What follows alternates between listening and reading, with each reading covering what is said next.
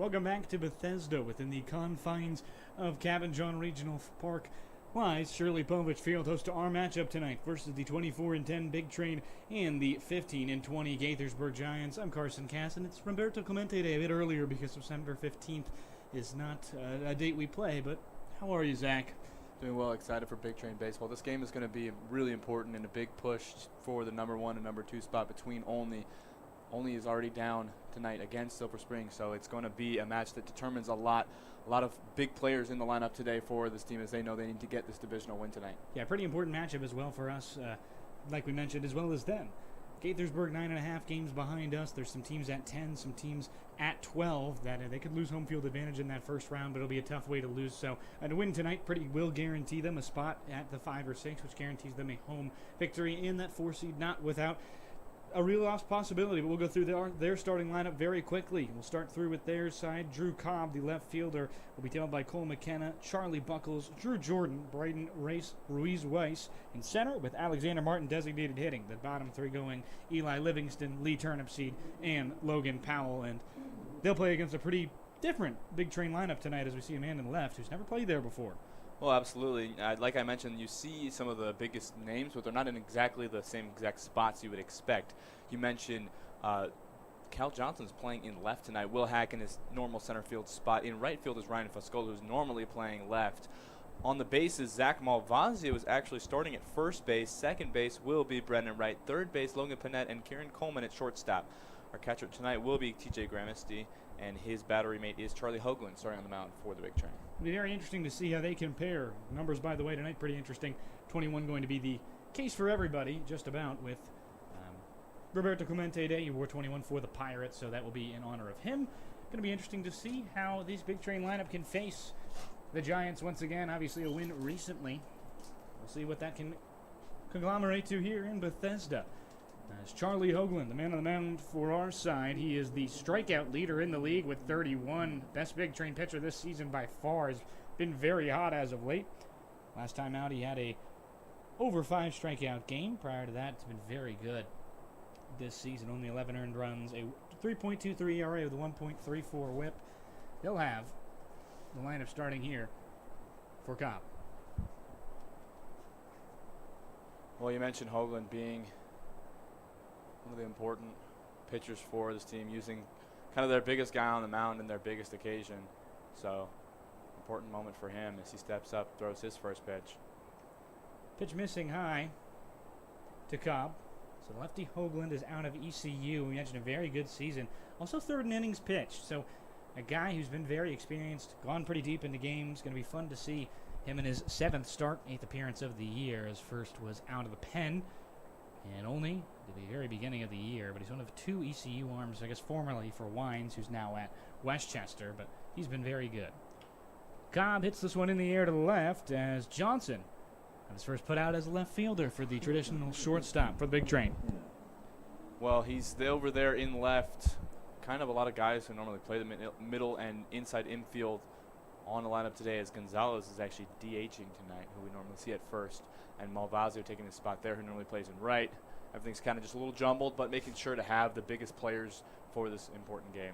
Yeah, Gonzalez at DH is funny because he did end up being an all-star DH, just on the moniker. There was too many first basemen, as that one hit in the air to right. Fuscola will range over, and it'll fall out of his glove. Wow. So, an early error, as we talked about it earlier, Fuscola in left versus right. Yeah, you mentioned before there sometimes he's really comfortable with those throws and catches those plays in left field, and sometimes you move him over to right, and all of a sudden things are a little crossed. It's across his body there, and he actually misses the out there. So, does reach to first base there, Cole McKenna on an error. Goes down his knee 9. Charlie Buckles takes a pitch behind his back. Northwestern committed first baseman. He's a lefty, obviously, and that's kind of interesting here against Hoagland. Lefty. Hoagland should have the advantage, and he has the season. A little bit better numbers. Seeing some Spain jerseys in the crowd tonight. They did just win the World Cup, as that one misses outside. Late winner for Ferran Torres as Spain beats Argentina. Keeps Lionel Messi from winning in his 3rd World Cup appearance. 2-0. Hoagland with a man on first after that error in right. half swing at it. Buckles didn't go, and a 3-0 count. Talk about getting ahead of bats. Did for the first two as McKenna swung at the first pitch, and Cobb watched the first 4 strike, then took the other one out to left. It's a very important thing. 2-0. You would not realize it is that important as the 3-0, is missed. And Buckles on his way to first, quickly 2-1, and it has only been 2 minutes. Well, quickly through a couple of batters here, retires the first one. Honestly, should have had the second, and not due to his mistake. Now walks his next one and has 2 on, 1 in scoring position now for Hoagland to navigate in his first inning on the mound. 22-10. The Big Train's magic number is 25 for that 1 seed. They will guarantee it right now if they win 3 of their next 4 games. Well, I guess 24 would be the number. 3 of their next 5 games. It might turn out to be we have the only crop dusters away on Wednesday. Might turn out to be that game will have no bearing on the standings depending on these next games go. Hit in the air to right. It's going to get down for a single. A good hit from Drew Jordan, the third baseman for Gaithersburg, out of Frostburg. And a very quick bases loaded situation for Hoagland, who has been quite good recently, and this is just not like him. No, and it seemed like it was going to be just like Hoagland was used to on his first couple of pitches, as it seemed like he was going to have 2 outs very quickly, and a 1-drop ball in the field kind of turned that all around. All of a sudden, he's now facing bases loaded. League leader in strikeouts. You don't expect him to see too often, and it hits him. First pitch gets into Braden Ruiz-Weiss, the Yale center fielder, and it is 1-0 Gaithersburg. They get a quick jump. Yeah, and it's an unfortunate way to concede your first run of the game. You hit the batter on the first pitch you throw to him there. Maybe just Hoagland a little off kilter now as he has bases loaded, still only 1 out. So the big thing with Hoagland has been that first pitch strike. He has been very good with it, and what they know now is if he misses, you'd be very swing happy on that first pitch because it might be the best pitch you get all at bat. So quickly now it's Alexander Martin, University of Richmond. He's a new player on this team, only 5 games out of the Spiders program this season for Gaithersburg. He joins Buckles as 2 new additions. He's been an impactful bat. Giants looking for something to kind of get themselves out of a midseason slump they had, and Buckles and Martin being 2 of those pieces that they thought would kind of come in and bring them some more energy into this lineup that had kind of struggled to find its rhythm, especially in the bottom of the lineup as far as hitting went. And so adding a couple more pieces to hopefully will them into a playoff spot and a potential run for the title here in the Cal Ripken Senior League. 15-20 for the Giants this season. Started off 8-2. So since 8-2, they have been mere 7-18. As that one does miss a little bit low, so a 1-2 count now to Alexander Martin. Still only 1 out in this thing. Ruiz-Weiss, hit by pitch RBI, has made it 1-0. Check that last swing down the line to see if it would have been a swing for a strikeout, but first baseman said no. 1-2 it in the air backwards. Hoagland tonight is going to be mixing up that 4-seam as well as that sinker, which have paired really well, but they've hit it all around today. That slider as well with that sweeper combo is a very interesting pairing. Corners are in. 1-2. Swing and a miss. He got him, so his 32nd strikeout of the year. That is a big K there, Zach. It really is, and he really thought he could get a piece of that one. It ends up just being a little too far outside, one that you want to take a whack at but doesn't quite get to it. And for Hoagland, really important here as he navigates having so many players on, but still looks calm, collected. There's a reason why he's the league leader in strikeouts, and he shows it right there with his 32nd. So first pitch in there, it's a slider, a sinker to Eli Livingston. Livingston, I believe last week, one of the best hitters in the league. Had a home run at this field last week. That as well.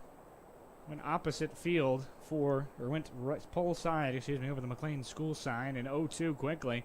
Apart from that, this game was pretty silent. Livingston trying to replicate that with runners all around. Only 1 run scored. Only 1 run coming in would be a disappointment for the Giants. 0-2 from Hoagland, and he got him. Leads them all stranded. A slow start. He gets going quickly. 1-0 as they put one home on a hit by pitch.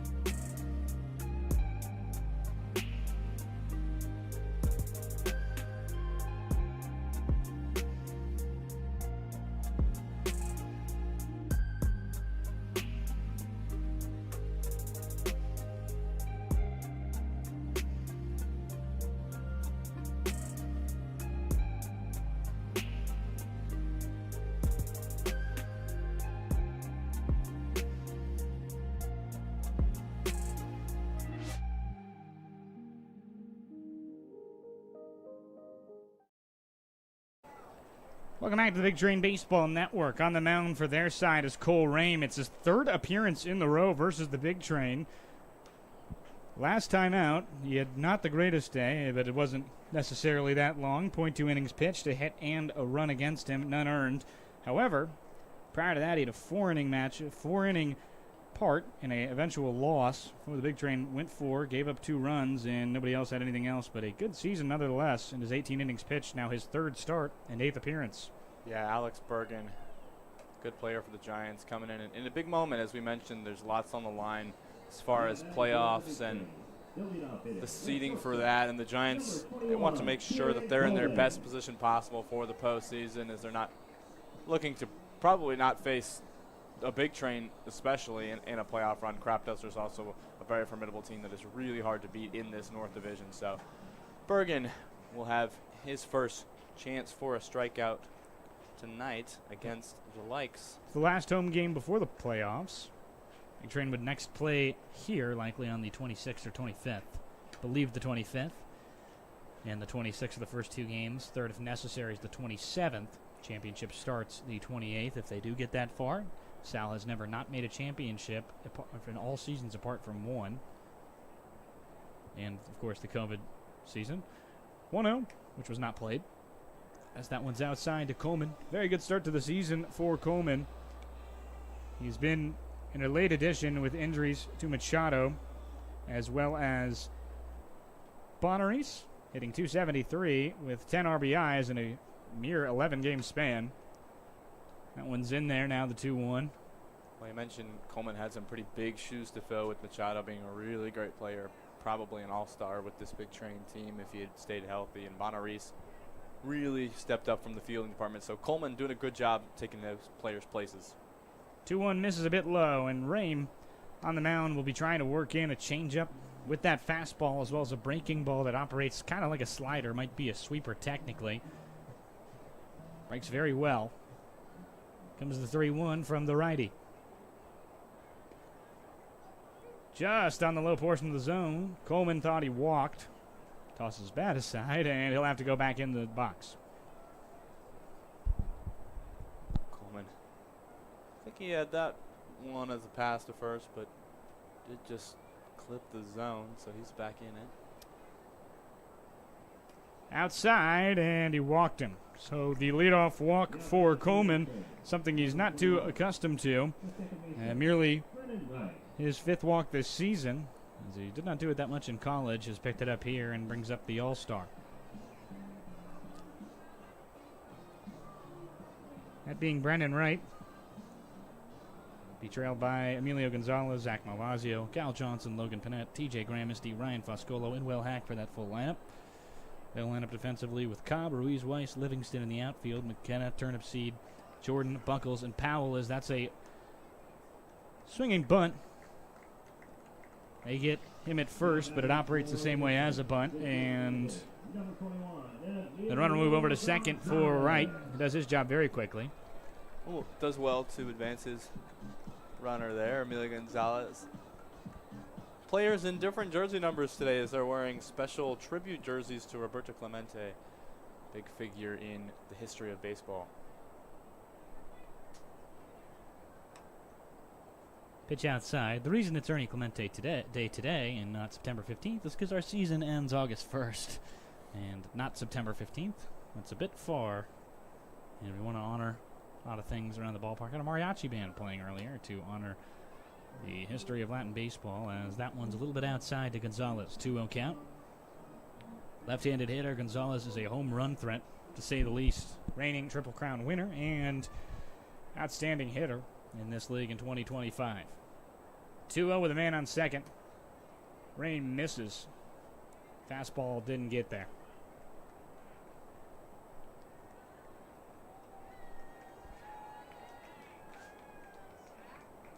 Excuse me, Alex Bergen misses. It is Alex Bergen on the mound.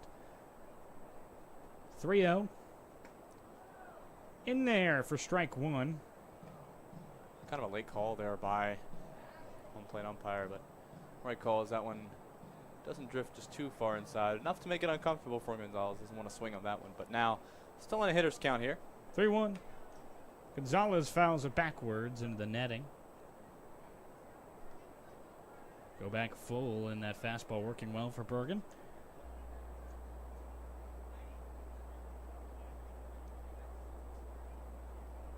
Bergen out of Gettysburg College. One of two bullets on this team. 3-2 delivered. Hit well into center field, but Ruiz Weiss coming in on it. Gets out of his glove, so it's down. And he can't get there, as he doesn't read it off the bat well. And a single to be called, I suppose, as he has to dive for it, and he gets out of the mitt.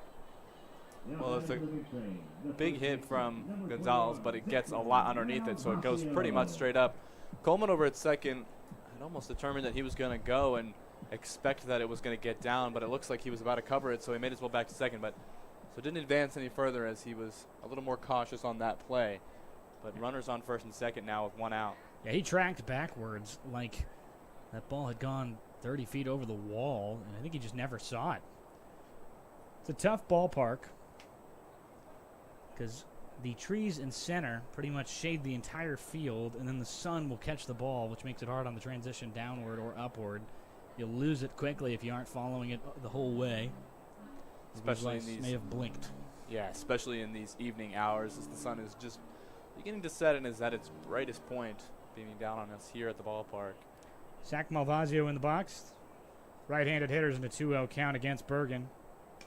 Outside. Bergen this season, we mentioned, 2 appearances in July. Both of them were against the Big Train on the 6th and the 15th. He earned the loss in both of those. Or in the first one, excuse me. The second one, he was pitcher after the loss. 3-0, righty delivers, and it's outside. Bases will load in both halves of the inning. This time the Big Train get a go with one out. Malvazio, a rare walk for him, as he's normally going to swing, but Bergen not doing enough to keep him interested in those pitches during that at-bat, and now has bases loaded for the man who's wearing 21 tonight.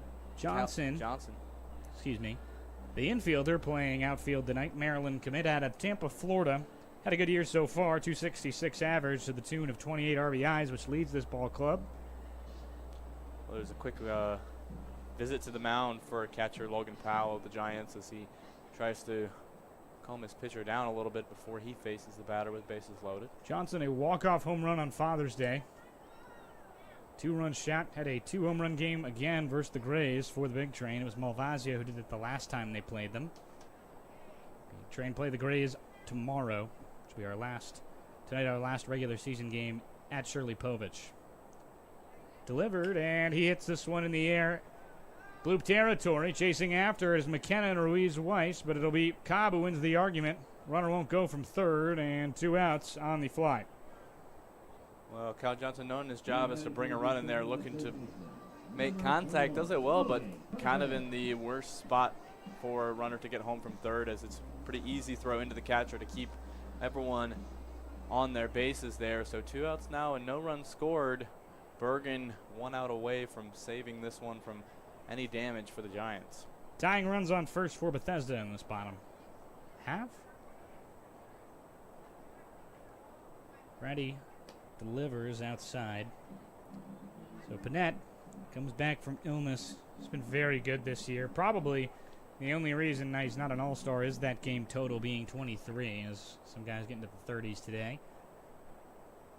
Ready delivers. And in there. It's a 1-1 count there from Bergen in the inside bottom portion of the zone. A hard one for the man Panett to swing at, and that's a good job to not let himself get down early in the count. Curveball misses the zone. Panett a .342 average this season, as we mentioned, 12 RBIs. His first year with Big Train after a season where he redshirted at Charlotte, played a year at Gaston, and committed to George Mason prior to the season starting, or just when the season started, excuse me. 2-1, hit well into right field. Back on it is Livingston. He will have it right in front of the Berto Clemente sign in right. Big Train can't get anything going. They strand 3, 1-0 for the other side. Thank you very much. So every night at Big Train Baseball, we celebrate some of the community nonprofits that make Montgomery Tennis so special.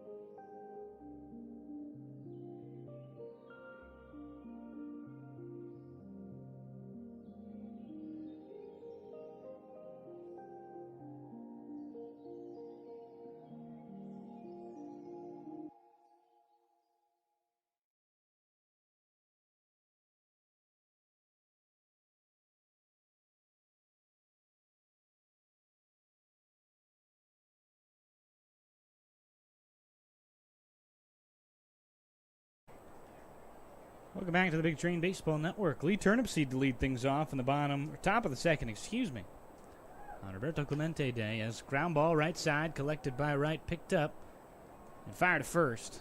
Got him in time. It's Zach Malvazio playing first tonight, which is new. Yeah, the normal fielder or DH for the Big Train in appearances this season. We saw him come in as a sub in the last game here at Shirley Povich to first base, and it's been moved to a starting position for him here. So player's a little jumbled, but able to make the out there with Brennan Wright to Malvazio. Hoagland retiring his last 2 as he struck out Martin to deal with that threat of bases loaded. He did allow a run on a hit by pitch. Seems to have gotten his control back under control as the 1-0 in there. Excuse me, got rid of Livingston, struck out the last 3 as this one's hit in the air to center field. Well struck by Powell, but I think it's an out. And yes, on the transfer, an out with a mistake on the transfer. Hack gets him. Difficult play to see there as the ump reports it to their side, but a lot of bloops tonight. Yeah, it's a strange one there for Hack, who fully had it in his glove. Obviously, it was on the transfer that he missed and fumbled a little bit on it. So a little rust, both teams. Hitting the air backwards. That one's going to get just out of play. We didn't play last night due to thunderstorms and a tornado watch in the area, and the night before that, the air quality in the DMV area not good enough in order to host athletic events, not safe to be outside. Trying to get back into rhythm, some of these guys. Hack, one of them. Came into that slumping a little bit. Last 2 games have been better, an RBI in each of them. 2 in the first, actually, as the 1-1 from Hoagland. League strikeout leader has only got 1 today, which has been technically below his pace. Only striking out 2 an inning with an 18 K per 9 mark. It's a really good mark there from him, and just proves how efficient he can be against these batters. 2-1 from Cobb, hitting the air to the left, popped foul. Quite a can of corn, maybe a Green beans? I don't know, something a little stronger. Green beans is probably a good call. I don't really know if they can those though. They do. Canned peas. Mostly freeze them. Hitting the center on a frozen rope on that topic, and that will end the inning. So, 3 up, 3 down, as Cobb unable to come up with anything there to end the frame. 1-0 Giants still on the Big Train Baseball Network. Grace, my community hero. Grace, are you around? She's coming, she's coming.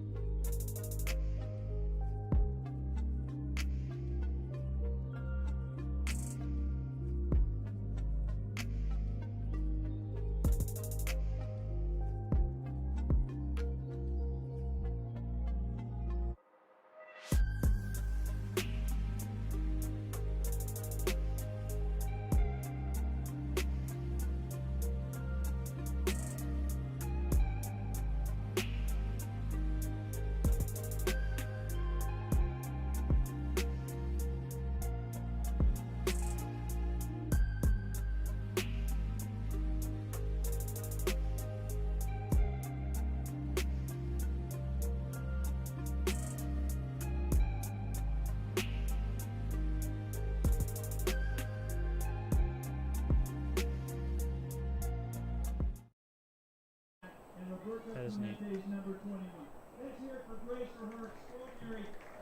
Hello and welcome back to the Big Train Baseball Network. Carson Castro joined by Zach Lewis. It's the bottom of the second, and the Big Train are hoping for something a little bit better. As I'm not sure how long we were on there, if we were talking about salamanders and newts and the sort, but 1-0 Giants, as leading off is TJ Gramesty to start this bottom 3 of the lineup, which will see the plate for the first time tonight.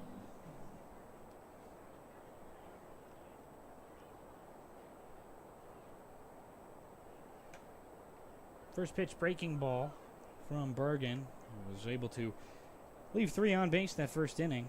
Well, yeah, the Big Train did well to get their guys on the bags, but then didn't bring any of them home. So they still looking at a 0 on their scoreboard. Pitch was low, 2-0 to Gramsty.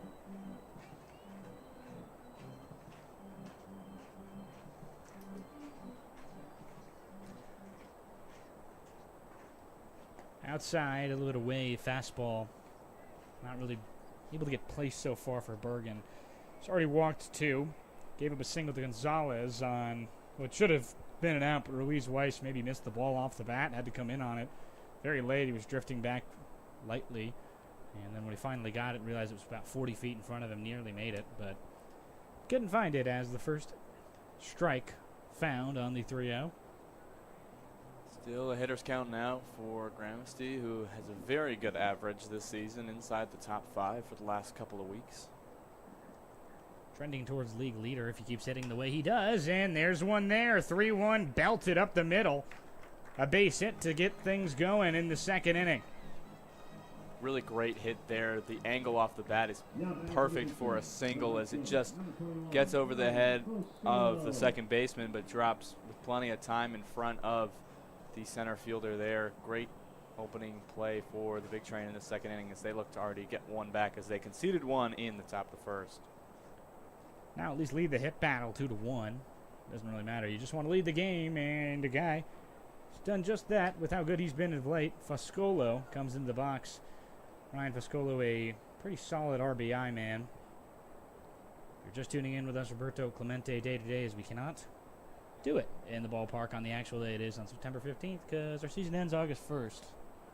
Big Train all wearing number 21 in his honor. Friday delivers. It's that fastball. Looked like it missed a little bit outside, but Foscolo went around, no doubt. Well, if you've noticed, you're not going crazy. All of the players are wearing the same number on their jerseys. It's number 21, as we mentioned. Roberto Clemente's number, famously. Pirate, which is why it's yellow. 0-2 fouled backwards or into the right side, which is funny to me because I'm pretty sure he was of the era of Pirates that were black numbers with yellow jerseys. Him and Willie Stargell, I believe, played around the same time. Stargell, an MVP winner with that 79 squad that beat the Orioles in the World Series. 0-2. Outside, but the runner goes. Gramsci leads this team in stolen bases, and he's going to try and get an extra one here as the stolen base leads to an error. And he's at third quickly with nobody gone. Well, the ball comes in on the right side of the bag, and so it's a tough play to make as it's right where the guy is sliding in, so it gets past the second baseman there, and Gramsci has found his way all the way over to third base. No outs now, and a runner in perfect scoring position now. 1-2. Foscolo hits this one well up center field. Ruiz Weiss going back on it. He leaps, he can't get it. Off the caramel collect, it'll be a standing double, and a runner will come home as the Big Train tie it. Foscolo, who last week had a great RBI week, starts his Sunday off with an RBI double there. Gramsci scoring easily after he found himself on third. Foscolo now standing in second. Brings up Will Hack. So Hack, a bit cold of late, but he has found some heat. On Friday, did not play Friday, on Thursday and Wednesday, as he did well to keep things in check when he had runners in scoring position that he has here with Foscolo at second. First pitch from Bergen is outside. Again, that fastball nowhere close. We talked about the importance of first pitch strikes. Bergen not with it so far. No first pitch strikes this inning. And hard for Bergen to paint the zone too much. It's ground ball to the right side. Foscolo will advance. The first out of the inning, as it's good collection from Buckles. The shortstop, number 21, Kieran Coleman. Brings up Kieran Coleman. Mentioned in just 12 games, he's got more RBIs than the only other man with comparable game numbers. Panetti's 2 behind him. And now his 12th game, Panett playing his 24th. Just tells you how important he's been to this Big Train lineup. Because when he has come up, it has been only in big spots, and boy, has he delivered. He was delivered his commitment to Clarion recently, as well as a ground ball left side. Foscolo will come home. Coleman won't even think about it as the play at first is made. So 2-1, Big Train take that lead. Yeah, you mentioned his RBI prowess in this. Well, as the guy before him, Will Hack, who has done a really great job knowing his role in the bottom of the lineup, getting sacrifice hits, does make contact to advance the runner to third, who then Coleman brings home on an RBI. Coleman being probably the most effective per inning guy on the Big Train team right now. Absolutely. Has been deadly this season with that bat. First pitch missing to right. An all-star at the middle infield spot. 0 for 1 today. One of now 5 all-stars in this lineup. He is the only one playing his native position or the position they were named in the all-star game. Is that one swing and a miss quickly into that 1-1 count. Good fastball there from Bergen. It's been working against lefties more than it has righties. 1-1. Bit low. I think it's been working against that righty side less. And the fact that it is outside, and you can typically see that. And for a lefty, you see an inside fastball, and all you want to do is take that about 345 feet over the wall and right. Yeah, definitely a tempting pitch, and just have to get your timing right, and you can make a lot of contact with it. Very fastball on the inside corner. 2-2.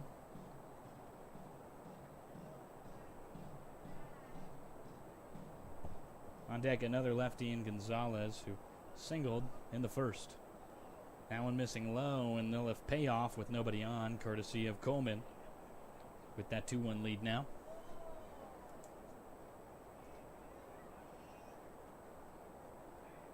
Full count now. Johnson faces. 3-2.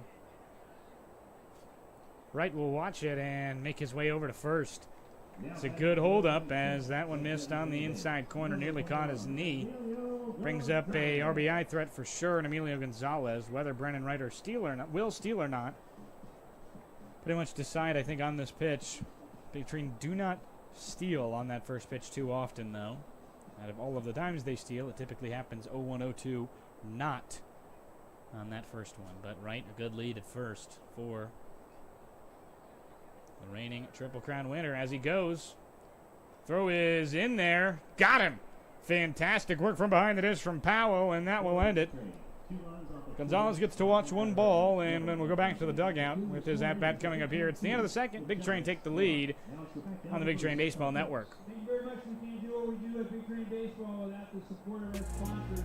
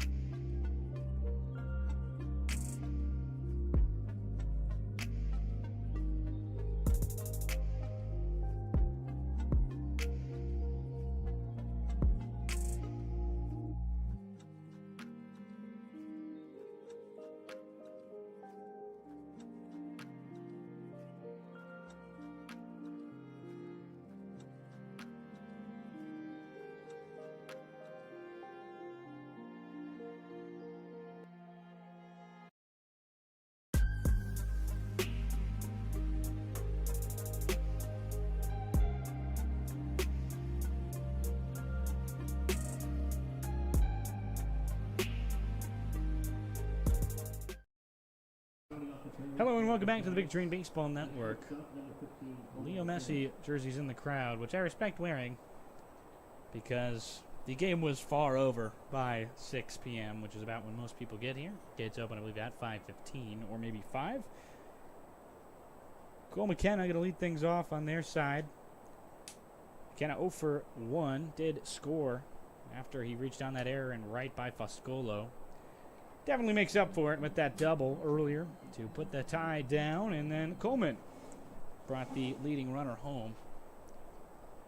Sunlight dwindling as the field is fully covered in shadow. Well hit into left, and Panette was quite far in. Couldn't reach out for it. Base hit to start things off for Gaithersburgh. Well, that's the way Gaithersburg wants to respond to losing 2 in the last inning in the lead as well. Your comment about the Messi jersey makes me want to ask you a question as a big sports fan. Obviously, Chicago White Sox being your biggest team. If you wear the jersey for your team that day and they don't end up producing the win, do you leave that on for the rest of the day? I typically do because it's haven't played a lot of big games in a while, but I typically do. As this one's lined into right, it gets down, maybe extra bases for Buckles as he's trying to secure this lead. Tough in the corner for Foscolo. He gets the throw in, runner coming home at third. Buckles to third. Beat by a mile. He gets the RBI at the cost of himself. An RBI double for Buckles as he can't make his way to third.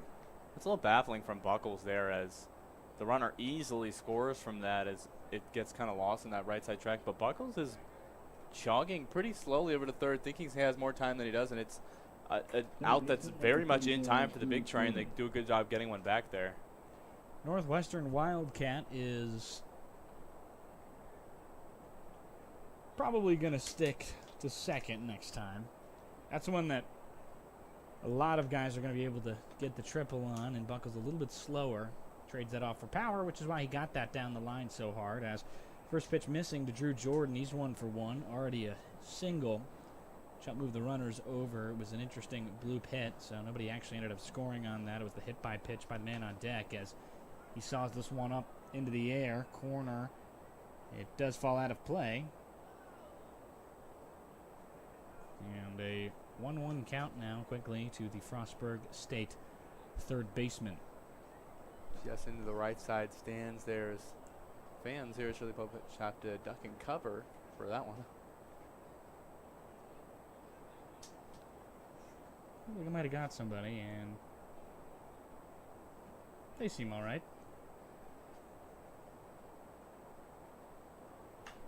This one hit well down the line. It's foul. Fair, it, I believe, left the ballpark. Just short. They only went into that bullpen as they all kind of moved. 1-2 count now to Jordan. He's playing third tonight. Played third last time we saw him. Hit in the air to right. Lascola doesn't have to move at all, actually, and he does get that second out. So after that error in the first, he gets a put out of his own. Second, and Ruiz Weiss, who first pitch hit him right in the handles. Have a shot here. Oakland delivers, and it's a bunt down the line. Well placed, but a little bit too far foul. Oakland, the league leader in strikeouts this season. He's got 2 on the night as they slam the door on Martin and Livingston to close the first inning. Oakland would love to go back to a couple more strikeouts. His batters have figured him out tonight pretty well, drawing a lot of contact. A couple of big plays have let the Giants get a run in both the first and third. Charlie Buckles double. Good response and to tie this game as Foscolo did the same in there. Bottom of the second for Bethesda. The 0-2 count quickly to Ruiz Weiss. Yale product. Ground ball right side, collected by right. Throw to first is in time. No, he's safe. Looked like he maybe just beat it. And another single on the slow ground ball as Ruiz Weiss has got some legs under him for sure. He beats out a routine ground ball to second base. How about that for the kid? And that's a play there where maybe your less experienced first baseman Malvazio there is not quite as used to stretching as far for the receive there as Gonzalez is, and just manages to get there in safe. So it's Alexander Martin, 421 OBP this season with an .214 average out of Richmond. He's got now in his 6th game played. Looking for more than the 3 hits he's already got this season. He struck out last time up. Had a bit of a K problem as his percentage in this early start has been about 20 or about 30%. As the 1-0 now from Hoagland. Runner goes. Gramesty, who leads the league and caught stealing, puts that one on the shortstop side. Not able to get him. So 2-0 quickly as the one pitch misses inside to Martin. And we are quickly in a tough spot. Well, Ruiz Weiss really making the big train pay for that play at first. Now in scoring position, 2 outs. Pitch missing low, and Hoagland's control. Struggling some. He's already given up a run this inning. Thought he maybe should have had it ended there, but now moving on. He's a little bit rattled, and he'll bring up the power threat Livingston should he miss again here. That one struck Gramesty, it looked like. Definitely want to avoid Livingston in this inning and see if you can get the out with this batter here. Hoagland, the sidewinder, delivers. Hit well into center field. Hack will trail back at the wall. He'll get it just before Big Train are able to retire all three, not at the cost of a tie ball game. We'll be right back on the Big Train Baseball Network. Fans, as they celebrate tribute to Latin baseball, we welcome Tennessee McClay with a paper-mache display at the field.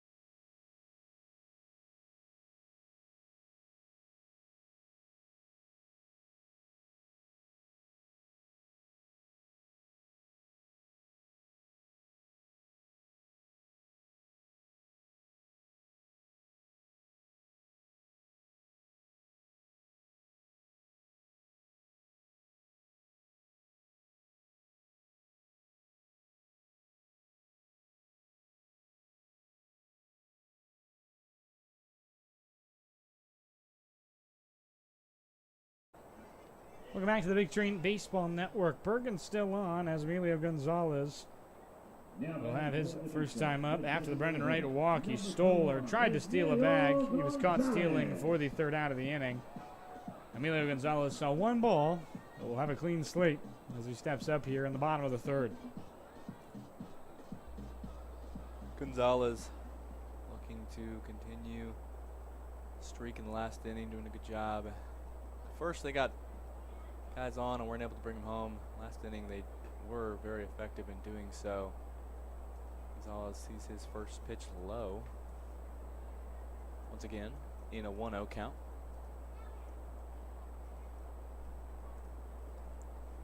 And that 1-0, he's 1 for 1 already tonight as this one's turned on foul.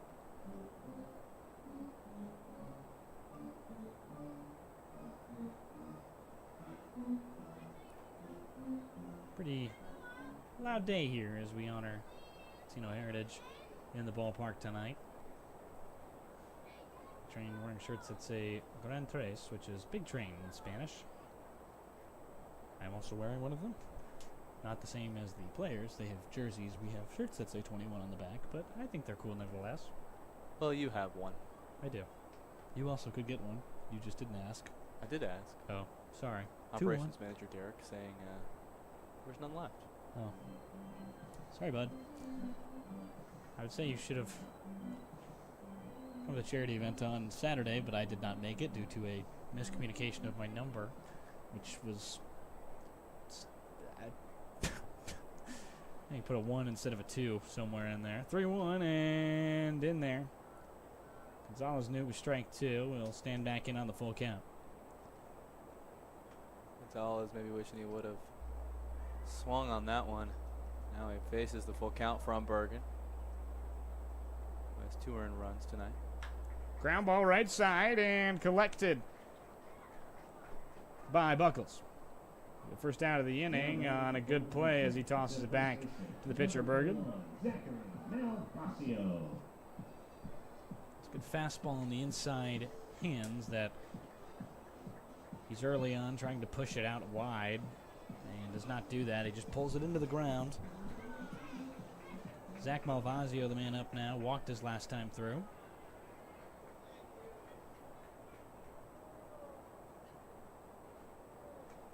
Ooh, just inside, and it got him on the shoulder, skinned him a little bit, as he'll go back up to first base very quickly, and the first base runner for the inning is via the painful way. Well, that might just be the easiest way to reach to first. Is not a lot of contact from the ball there, but definitely does graze him on the inside of his arm there. So over at first again, 2 walks now for Malvazio. Foul backwards, and strike 1 on the tally against Cal Johnson. And switch hitter, he's going to bat lefty to start against Bergen, the right-hander out of Gettysburg. They're ranked to first, ERA in the 6s, as pickoff does not get him. It's been rolling pretty much tonight in that first inning. We thought he might have the chance to keep contact going, but contact has been few and far in between. It's been walks that have really done him detrimental, as that one misses low, as well as pitches he's leaving over the middle. 2 single and double the tune, as he did walk 4 already with the hit by pitch. Suffering Malvazio, getting a stolen base. He heads over to second there without much of a challenge.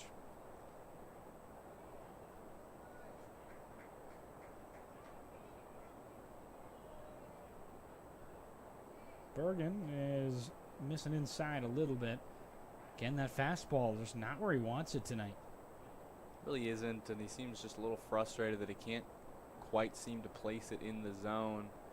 Batter's kind of realizing that early and watching a lot of pitches so far. That one in there a bit low, but did find at least a little part of the zone.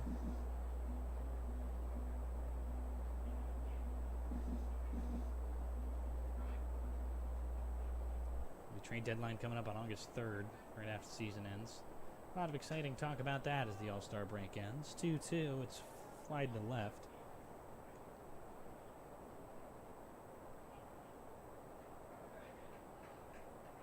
The many arms on the market, Robbie Ray from Brentwood, Tennessee, was a Nationals draft pick, and interesting to see how guys get around the league. Something to note in college, that's getting a little bit more common, as Johnson, in his freshman season, played at the College of Central Florida, now going to Maryland. And if he has a good year at Maryland, what's really preventing him from just deciding to go back in the portal is not much of anything. And it's interesting to see, because it is the best thing for the player, and I totally support it, but just a different era of baseball and college sports now. 3-2, missed inside, and he walks. So 2 early walks, one of which a hit by pitch, as Cal Johnson and Zach Malvazio are on with 1 out. Big Train loading up players on the bases again with limited outs. One here. In the transfer portal, it's a great point there. It's definitely the best for the players, and they're doing what they need to do in that situation. But definitely the argument there starts to become like, is it best for the game in terms of how college ball is used for our players' development and how much winning as a team matters. Yeah, and it's an interesting thing to see, especially with Maryland having 20-plus outgoing transfers. Becomes a very difficult task. You have to rebuild an entire roster in an offseason, which MLB teams don't even have to do that. It's like a fantasy draft every year.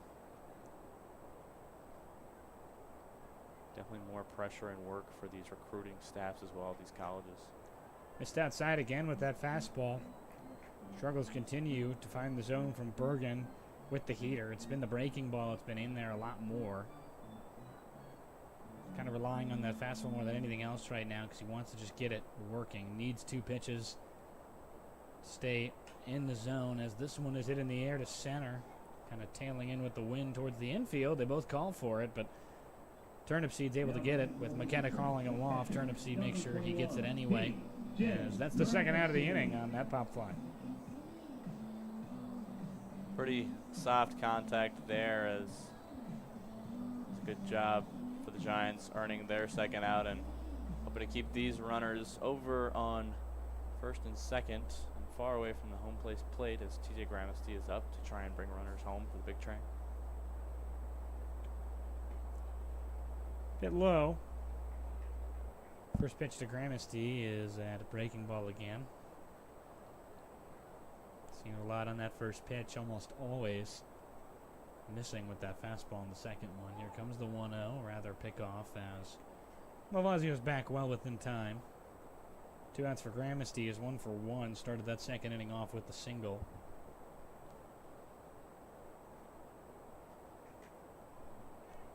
Gramesty looking to continue his hot bat as that one got down in front of the center fielder, his first time up.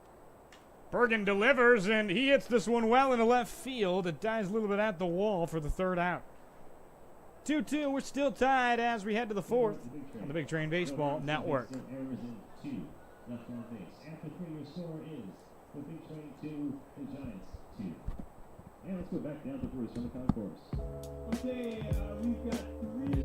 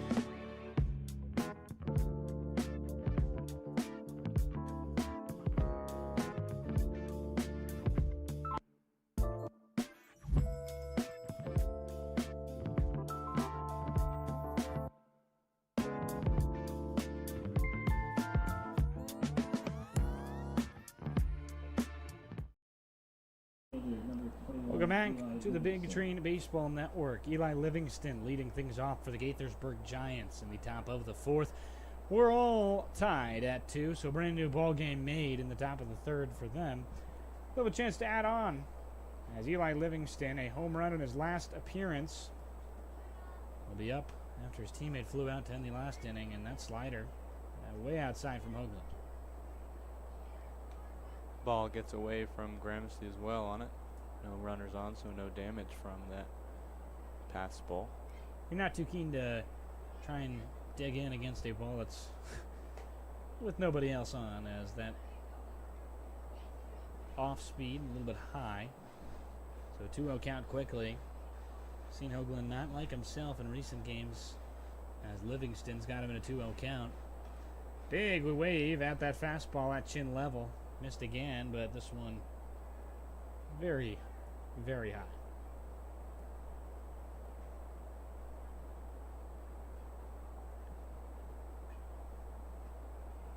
Good breaking ball, makes it in there, and quickly he fights back. Even count. Big Train defensive lineup, we mentioned, a bit weird with Coleman and Wright both needing to get in the lineup, so they opt to put Johnson in left, as Wright's played a lot of left. Maybe want to make sure he can get some necessary second baseman reps in as he heads back to South Alabama this season. It's a good call to remember that these games not just about winning is number one, but these players using this is an important part in their development. So that one misses inside to Livingston, and he has developed a tendency to walk this season as he's coming to Maryland. That one just a little bit inside on the off speed as it brings up Lee Turnipseed, second baseman with the most fun name in the league, I would say, other than maybe Charlie Buckles, who's also in this lineup, as First pitch in there. Slider leaves back door with his sidearm motion. Very hard to find a pitch from Hoagland when he is on. That motion is devastating from the side as Livingston back to first on the pickoff, safe.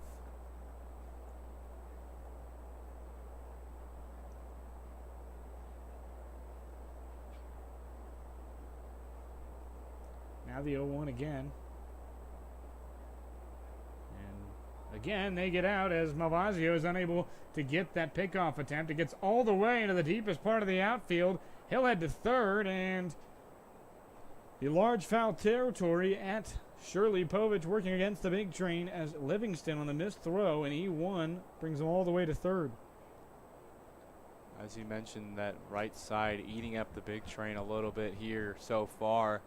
Runner in great scoring position on third base now for the Giants, who are looking to pull ahead of the league leaders here while it's still tied 2-2.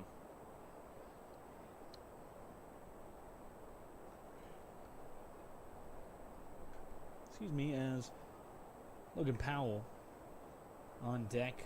Hit one to the wall. It'll be interesting to see if Turnips he can get on here. He hasn't had the best bat this season, what he can do with it.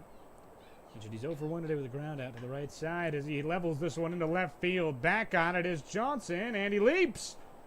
Does not get it, or does get it, excuse me, a sacrifice fly as Johnson makes quite the athletic play on it. A web gem to say the least. As it does score a run on the sac fly. As you mentioned, it's a great play. Very athletic from Johnson there into the middle of left field to make the play right by the scoreboard. Kind of no reaction when it comes down to, so you're not sure whether or not he has it in his glove. We'll bring up Logan Powell. Turnip Seed is retired. Does bring in a run, as mentioned, for Turnip Seed. Powell's 0 for 1 with a fly out to the deep reaches of center field. It's a catcher out of Siena, as that one misses outside. Some upstate New York representation.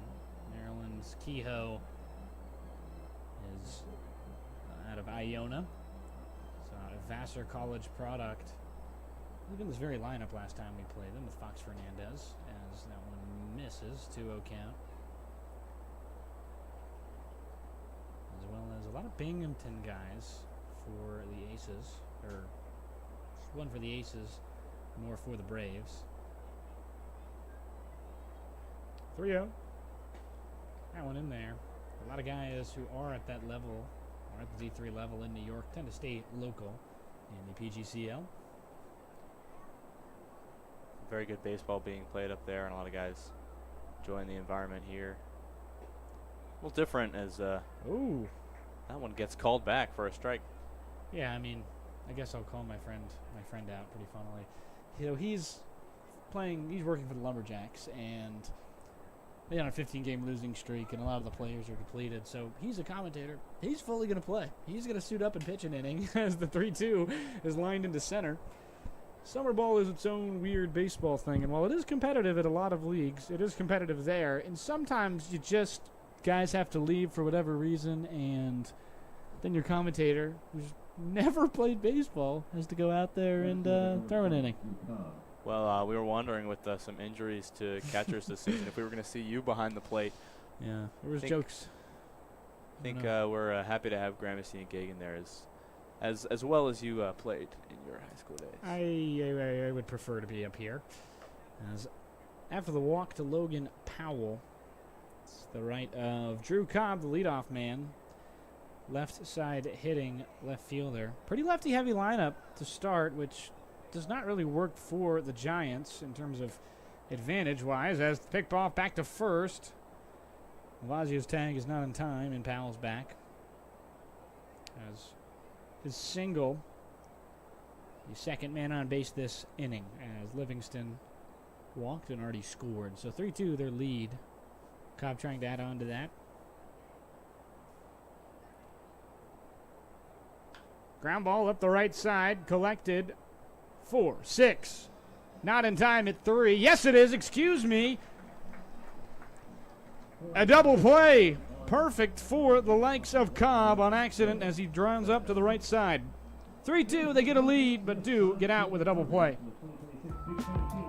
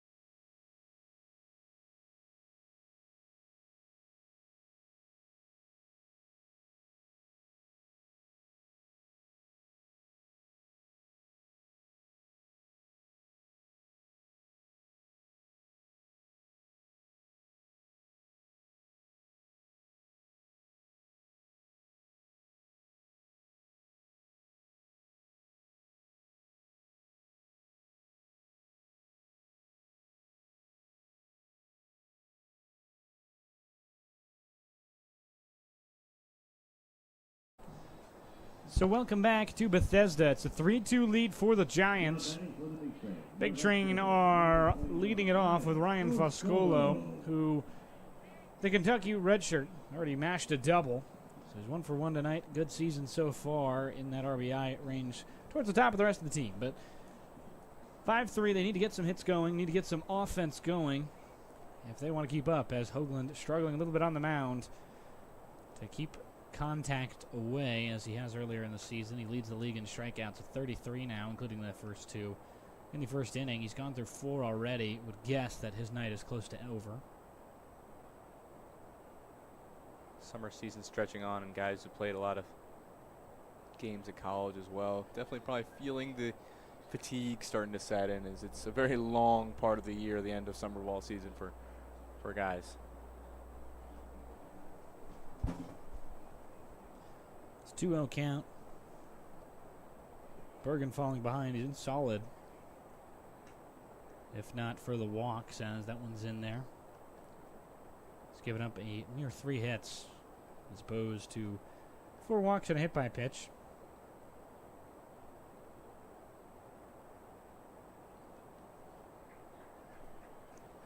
Has, however, already left 5 stranded. Half swing on the 2-1.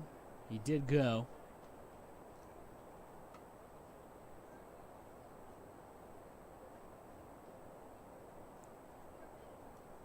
Foscolo, we mentioned earlier, very effective in his last week with RBIs and really caught hold of his hitting season recently. 2-2, smashed on the ground right side, and Buckles will get him with ease. So, first out, as Will Hack will have to tail.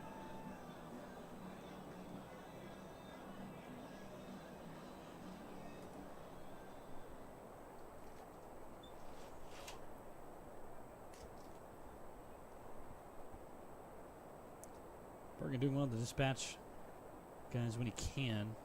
Needs to get more strikes in earlier in the count, as a big wave does that for him here early. Hack 0 for 1 tonight. A ground out to Buckles over there at first. Pitch from there, Bergen, a high fastball. It's very tempting for Hack, but one that's very hard to hit. You're getting a pitch hanging outside like that, you want to take it deep. I think he was swinging a little bit early there. I think it was a fastball, as it's an off-speed pitch on the outside part of the zone. And the righty Bergen goes again. Can't get to the well, as His fastball again outside to a righty. It's been really tough to find the placement of that. This is right in the same spot, it feels like, every time. 1-2. Outside curveball has to be dug up and quickly into a 2-2 count as Hack watches 2 in a row. Bergen, a smaller frame of most pitchers, so he kind of has a very aggressive windup where he tries to generate just as much power as he can. And part of it, he falls off the mound to his left, which is leading him to throw this ball on the outside more. And you can kind of see it if you're watching it very closely where his legs end up afterwards. When he trails off to his left afterwards, he is almost always missing outside. As outside pitch, 3-2, he swung, and he can't get it over there at third. Jordan has to stab at it. And a base hit, I would call it, as the big train on. That one hit there in an awkward spot for fielders of Giants. Mentioned rule to hit here at Shirley Povich, so Will Hack, after advancing batters on his last time up, now has a hit that will earn him safely to first base. It's one of those jerseys say Gran Tres, which means big train in Spanish. Gran Tres have had themselves 4 hits in this ball game, that being the 4th. Trying to advance more runners and keep things going, as the express of runs are not coming at the express package rate.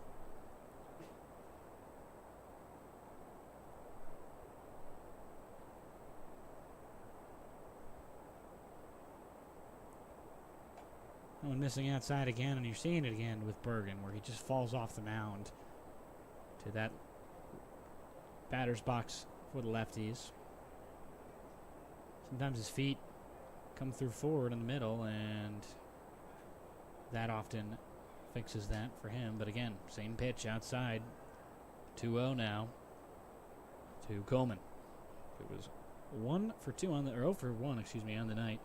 A walk and an RBI ground out, which tied this game back in the second. That senses took the lead. That senses were dissipated now to 3-2, where they are down by 1. Some back and forth here as Giants have, in every inning that they've scored, have just scored 1. So 2-1. It's a breaking ball inside, and the runner goes safe as Turnip Seed can't hang on to it. Has to dig it up with his gardening trowel. Stolen base for Hack. just into the dirt there for Turnip Seed, as you mentioned. Hack now at second. Hack is actually a very good base stealer. We haven't seen him there too much, as he's not on first too much in this season, but has done a really good job being aggressive and getting over there when he can. So that one misses outside, and Coleman earns himself another walk here in this fourth inning. Big Train have one on first and second, and a good thing going in this bottom fourth, Zach. Well, they need these runs as a cushion, and lots of games in this Car-Upkin Senior League have been left to late to be decided. The Big Train didn't leave one till too late. Pickoff, and he got him. That is fantastic work from Bergen back to Coleman. Excuse me, to McKenna to get Hack. As Coleman the lone runner now on second, or on first. It's a great play there, and the tag gets down in time to Hack, who has to dive back. Was definitely eyeing a shot at third there, as he was successful stealing to second. So 3-2. Different situation entirely. Right at a runner in scoring position with one out. Now he's only got a man on first with two. So different approach, maybe. As he watches the first pitch miss. Coleman not too big of a stolen base threat this season. He could go on an action pitch here, as 2-0 is one of them, as that one misses outside.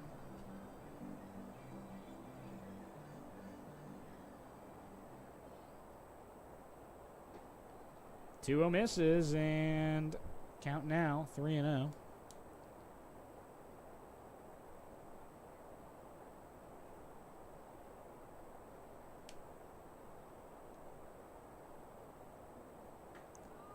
Did get in there for a strike as the fastball in the inside portion again, just over the left side of the plate for the pitcher Bergen. Almost all of these, and you can just see why. You talk about his violent throwing motion. It's kind of getting a little too far through it, as that's a miss. So a 5-pitch walk, and he's walked the last 2 batters. Coleman does reach second, and 2 on, 2 out for Emilio. Well, it's where that pickoff attempt comes in real handy, as his catcher will come and give him a quick visit the mound along with his pitching coach here. Looks like there's a shot that we see him take out of the game. It's a good game so far, but I don't think they will take him out just yet. Held up the stop sign to the bullpen. Unless that's a sign for number 5, which I don't think it is. You have a pitcher, number 5, Austin Christ. He is not up.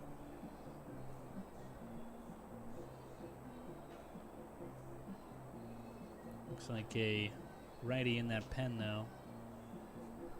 Looks like Bryce Sheehan, but we don't have any way to tell right now with how the distance is going. That being said, 2 outs, 2 on. What are you saying to Bergen here?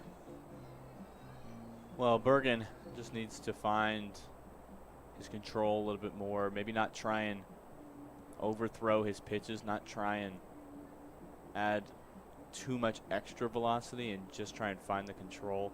We've mentioned before on the broadcast how pitchers who are most successful against a big train just find the zone.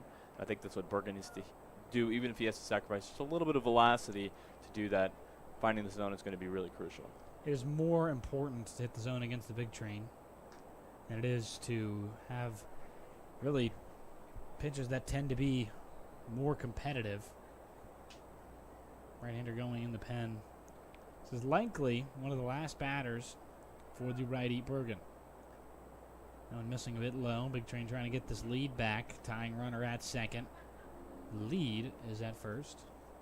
Part of the reason it's good to hit the zone against the Big Train is they're full of guys who want to swing the bat and want to make contact, and so that either proves strikeouts or soft contact outs in the field, as both have been somewhat of an issue for the Big Train this season.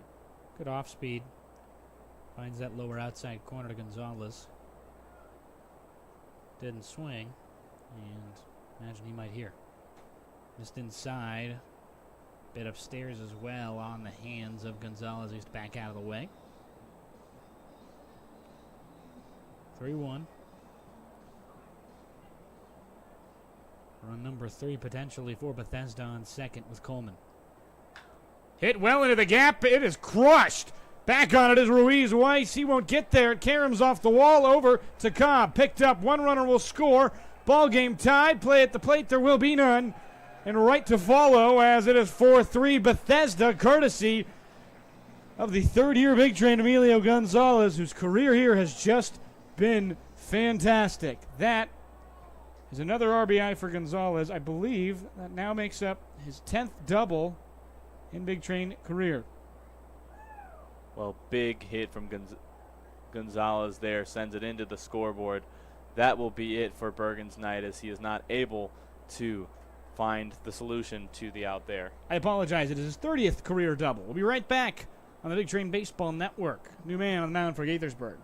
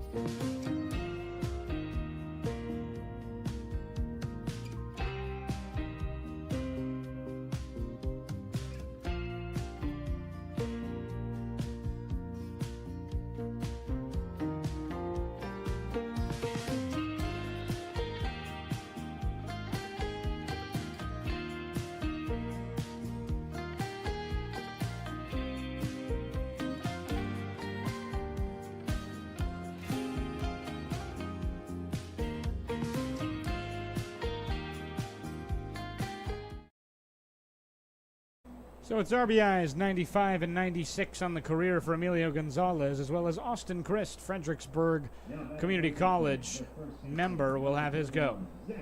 Chris, this will be his 6th appearance with the Giants so far this season, all relieving appearances. He doesn't stay too long in the game, just 6.1 innings pitched. 6 strikeouts in his appearances with a whip of 2.68, ERA of 17.05, so not quite where he wants it to be in his limited appearances so far with the Giants.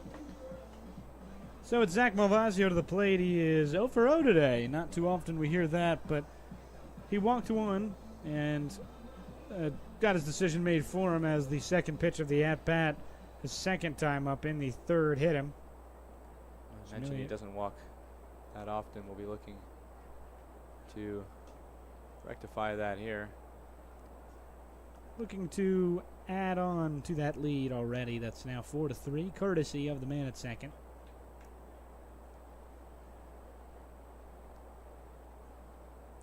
Right-hander delivers and foul backwards. And new righty in the ball game won't be any different for the switch hitter Johnson, who's due up. 2 outs. Malvazio has to extend the inning to get to him. It's always weird. So warming up for one guy, and then suddenly another guy comes in and he's a different arm. Yeah, sometimes an adjustment for the batter there is been watching his previous teammates and how they faced up against Bergen, and now we'll have to do a slight adjustment to hit off of Christ. Big swing and a miss, 2-2. Christ has allowed 12 earned runs and just 6.1 innings of work. Has strikeouts at the 8.53 rates, a little above average, but really does struggle with these wild pitches and walks. Only 6 hits, but 11 walks allowed. Go into that 2.6 whip, and there's his 7th K of the year. Great pitch outside as Christ gets him on the slider. Christ does not realize that a strike or out number 3. We'll be right back as Malvazio is unable to come up with anything. His first strikeout of the ball game. Big Train take the lead, 4-3.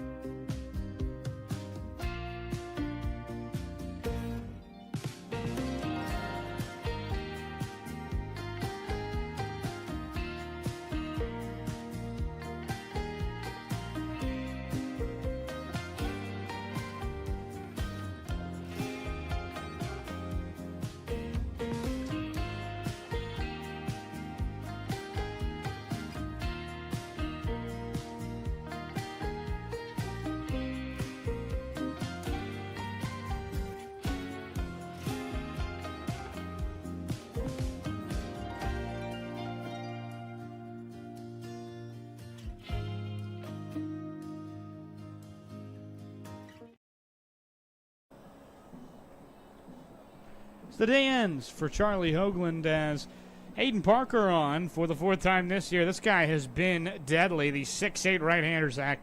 Well, that huge frame and that far ahead release point has made it so he has not let a single run past him in his 8 innings pitch. As you mentioned, his 4th appearance of relieving for the big train. 11 strikeouts as well with a 1.13 whip, so has been not the pitcher you want to see on the mound for the big train. 4 innings pitched, 5 hits, 3 runs, 1 earned, 2 walks and 2 strikeouts is the line for Hoagland as the ECU lefty. I believe is that pitch missing high. Grimsty trying to frame that one, but saw Parker struggle with the walk a little bit more in his last appearance against these very Giants. As the 1-0 is delivered. Missed a little bit low, and it caught Grimsty, who's already been battered this season, on his leg. Ouch. A painful one for Grimsty, who has struggled to no fault of his own, but just recently with some more injuries and things. Got him in the leg. He's very tough. Imagine he take a moment to see how he's doing, and he gets back up, adjusts his knee pad there, and they'll call for the trainer.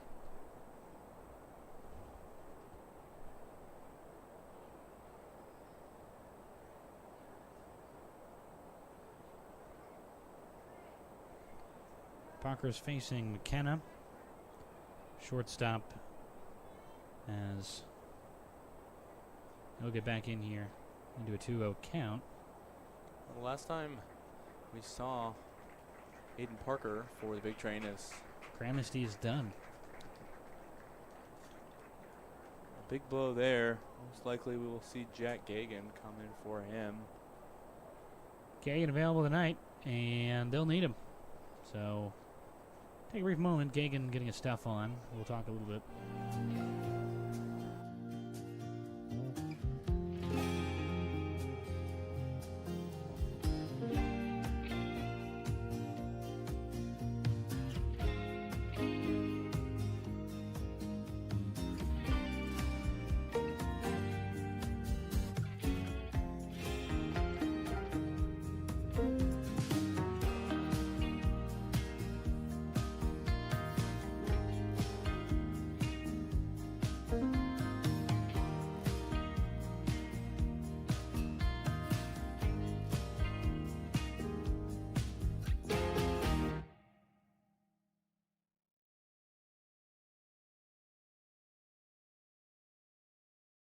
Hello and welcome back to the Big Train Baseball Network. It's Jack Gagan. Apologies for the cut there. 4-3 lead, and Gagan will come into a ball game from behind the dish. In lieu of TJ Gramsty, he was 1 for 1 tonight. 1 for 2, tonight. Had a good single where he ended up scoring, and it looks like he took a ball that got something in him. Aggravated. Yeah, maybe kind of missed the guard on his shin, hit him in the other part, kind of on the side of his leg. Really a painful one there. Is almost moving quick from Parker, who has quite a release with his 6'8" frame and wingspan. So very painful one for Gramsci there. 2-0 count as Cole McKenna returns to the box. It's top of the 5th inning. 4-3 is the lead. I'm Carson Cass with Zach Lewis on my left. Outfield can turn back from their conversation back to the regular spot. And that 4-3 lead to be held on to if they can do anything here. Parker misses that curveball again with his new catcher. Getting a bit more defensively oriented. Not as good at the throwouts as Gramsty, but he is a bit more solid in the fundamentals of blocks and framing, as that one misses inside. Definitely the best framer and blocker the Big Train have. Corbin, another one you think about it behind the dish, but getting a little bit better as Charlie Buckles will get there after the walk to McKenna. Chance now for Parker to find a little more control. Mentioned struggled a little more with that against Giants his last time up. The 0-1 as he swings and misses. Parker got that good strikeout stuff going earlier in the season. It's worked so far as the 0-1 outside. Just that fastball is so difficult to hit against him because it comes out a little bit faster. He already throws low 90s, and I mean that can improve up to 94, 95 with how long his reach is. The ball's just coming out maybe an extra 5 to 6 inches forward. Half swing as a bit half-hearted there. Business swing from Buckles. Knew that curveball was nowhere near the zone, and he just kind of had the swing going anyway. Lost the power on it halfway through. He's got a shot here, 1-2, though. He's been very good with this bat this season. Already a better day than he had last time. As a swing and a miss, down he goes to Parker. First out of the inning. Parker looking very smooth on that at bat. 3 quick strikes, as one is a ball as well, but a really good appearance on the mound from him so far, looking calm and composed. Walks 1, strikes out 1. He is a strikeout man. Last time against only crop dusters that he played, got 5 strikeouts in just 3 innings there. So the righty Parker facing Jordan, who is one of the bigger height differences to him on this team. Jordan just a little shorter at a mere 5'10", so almost a full foot smaller, as that is the same height as me. That one inside. I was going to mention when you said a mere 5'10", and it's my height as well. I think I might be 5'9", and my license is lying without me intentionally doing it. They need to get that checked. 1-1, and they have him in a pickle at first on the pickoff move, and they just get him there. Not mobile as he wanted to be there. McKenna caught between a rock and a hard place. By that, I mean the likes of Wright and Malvazio.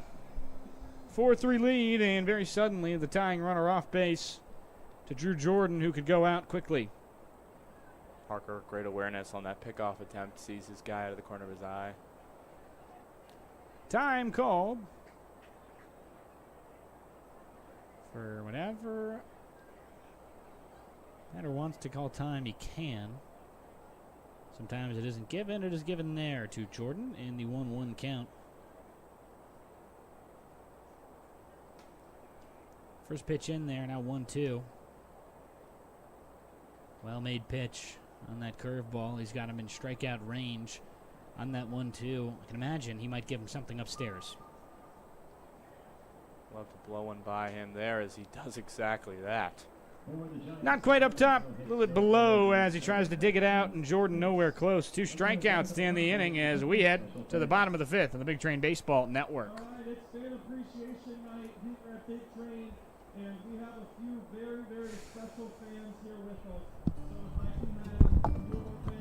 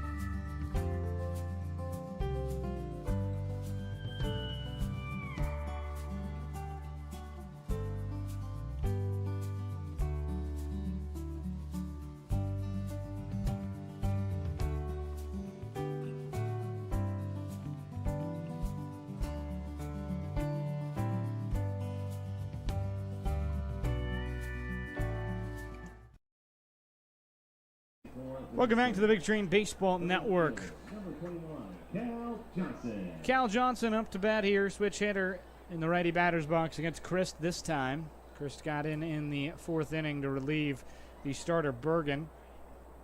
Did a good job there. He struck out the first batter he saw in Malvasio. Yeah, I didn't realize that he'd end the inning so quickly, but did a great job coming in, Chris, and delivering a strikeout. First pitch a bit low to the likes of Johnson.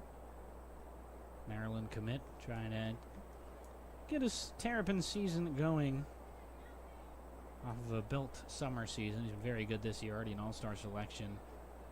Played against the Valley League as a starter. That one missing outside.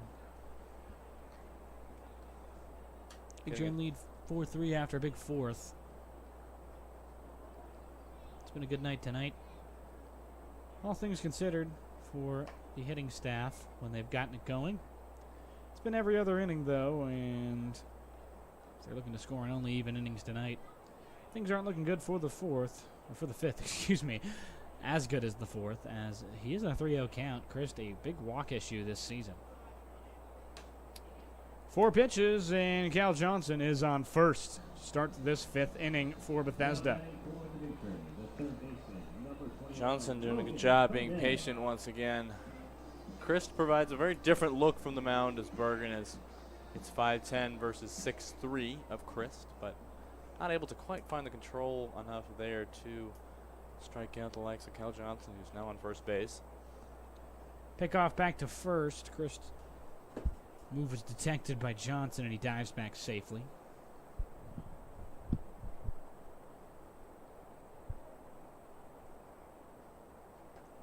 First pitch missing to Logan Panett. Bit low, and he's 0 for 2 tonight. A pop out and a fly out to his record. 1-0, and runner goes. Johnson over to second, and the throw is a bit wayward. Powell a little too far forward. Johnson's stolen base threat might have just thrown Christ off in his movement there from the mound. Definitely worried about him. Saw him check over his shoulder one last time right before he threw, and his pitch was a little low, so it made it hard for his catcher Powell to get to second base in time. Turned into a very good stolen base from Johnson. It may have not just affected his own position, but actually the pitch to the man after him, Logan Panett. So the 2-0.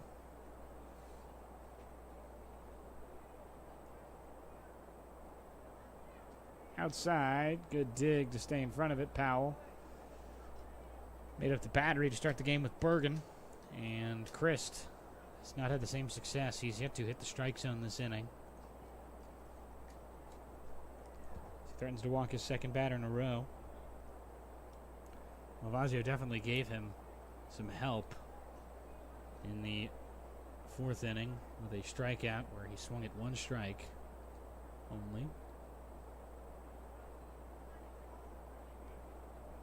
Comes that 3-0. And in there. It's a good fastball on the inside corner to Panett. Chris, a lot more of a calm motion. His larger height allow him to be in that right sweet spot for pitchers where you've got longer arms and legs to be more leverage based. But you're not all arms and legs at that 6'3" stature where it becomes an issue and you face more injuries and difficulties getting the ball over the plate with less moving parts. Does find another strike there, Christ, and now into a full count for Panett. 3-2 with Johnson at second, you mentioned. Hit pretty hard into right field. That's in the deep reaches of the outfield. 1 runner will score as Johnson is sliding double for the likes of Panett's first hit of the night, and the Big Train lead is extended to 5. Great crack of the bat there from Panett. As you mentioned, it gets deep into the warning track area between the 2 fielders in center and right there. Panett slides into second, and Johnson crosses the plate home. Stretches the lead to 2 now. The Big Train up 5-3. So 5-3, you mentioned the lead extended to 2. I said 5, meant the lead is now 5-3. As it brings up the likes of Jack Gagan, the replacement for Gramesty, on the injury. Gagan thinking about laying down a bunt. Called strike on the outside corner. Gagan didn't think so. He's asking where that hit. Gagan finding himself a little higher up in the lineup than he's used to, and he's selected over Gramercy. Finds himself normally a little further down. 0-1. Thinks about that bunt again. This one is not in the zone. So 1-1 count.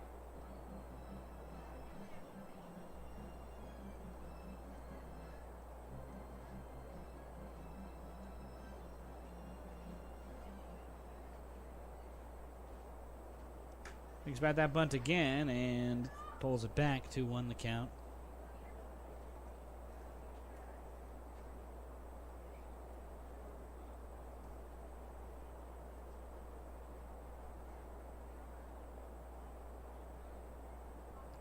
Now the right-hander, Christ. 2-1, it's bunted backwards in a 2-2 count. Gagan will have to swing.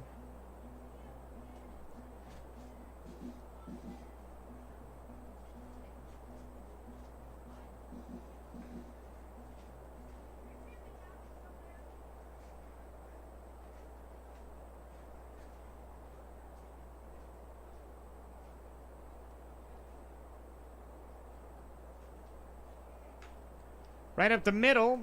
Shot got collected by Turnipseed and throw over to first. Gagan, a well-struck ball with a lot of backspin. Keeps this one very well within the infield. It will move Panette over to third. Piscolo up to the plate now. Already has an RBI tonight. Do some more damage with his teammate Panette on third. Gagan doing a good job advancing the runner off his hit. Brings up Brian Foscolo, you mentioned, and already 1 for 2 tonight with a RBI double. Was the first run scored of the game. Gramesty was the man who went as Powell has to dig for it behind the plate.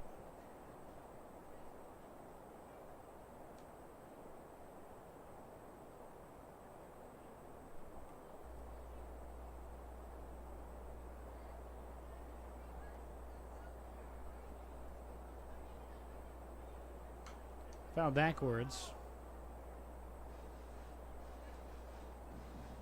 One's across the board now for Foscolo.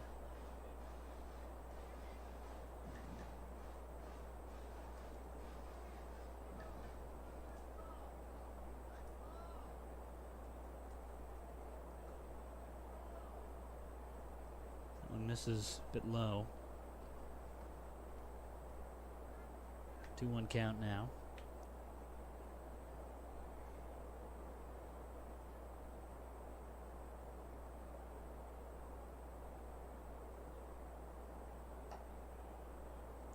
That one misses again and quickly. See the likes of Foscolo in a tough spot here. Runner on third. Wants to be patient here, but he also likely wants to swing. Might get a pitch to hit here on 3-1. However, Chris has not proved he hits the zone at a consistent enough rate. 3-1, a high fastball, and he goes for it. Swing and a miss, and now a 3-2 count. Infield is all in. They've got Foscolo surrounded. An Old West standoff as all he has to do is lift one at least a little farther in the infield. Inside by a mile, and Foscolo will have himself the walk. Risky pitch nearly hit him on that slider. Number 21, Will Hahn. Well, that's really not the pitch that Chris wants to deliver there. Needs to put something competitive there in the zone at 3-2. Now with even more trouble as he has runners on first and third. Corners. 5-3 as featuring of the potential 6th run over there on third as that misses to Hack. Would imagine they'll be quite patient. Somebody looking out in the outfield, I think, is walking 2 giant dogs that I really did think were 2 sheep, like fully sheep. They are now behind the scoreboard. We'll get them coming back. Probably just see them in the far reaches of the outfield. I'm sure our producer Becca, who's quite the animal and dog lover, would be able to identify them for us. Those are huge white dogs. 1-1. Turns to 1-2 as he misses.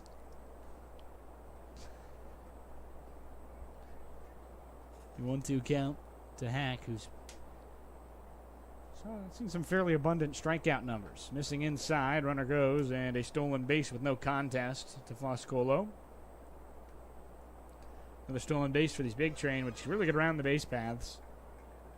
Hits have been far and in between this season comparatively to some other squads, but hasn't mattered too much to them, and Hack has been very good with runners in scoring position. 2-2. Just barely misses low. Count goes full. Chris not happy with that, a ball call.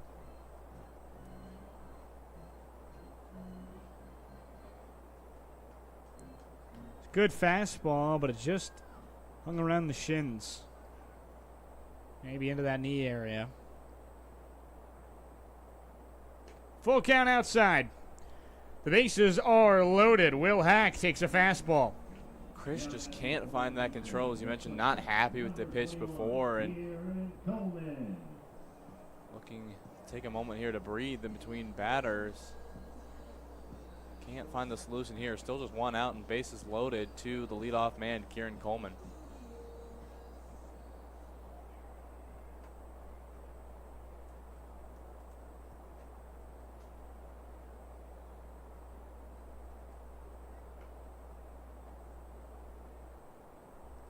That one missing to Coleman. He is 0 for 1 on the night with 2 walks. Would not be surprised if he's able to get that result here. Way outside again. Chris just nowhere near the zone. Bases loaded if he gives up a walk here. This game could get out of hand very quickly with only 1 out. Brennan Wright leads the league in grounded to double plays, though, and he is behind Coleman.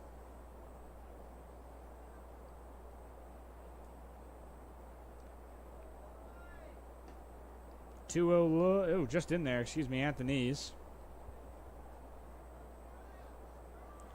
Check that as 5-3. Trying to add on to that lead. Coleman already 10 RBIs this season in just 12 games. That one outside. Count now 3-1.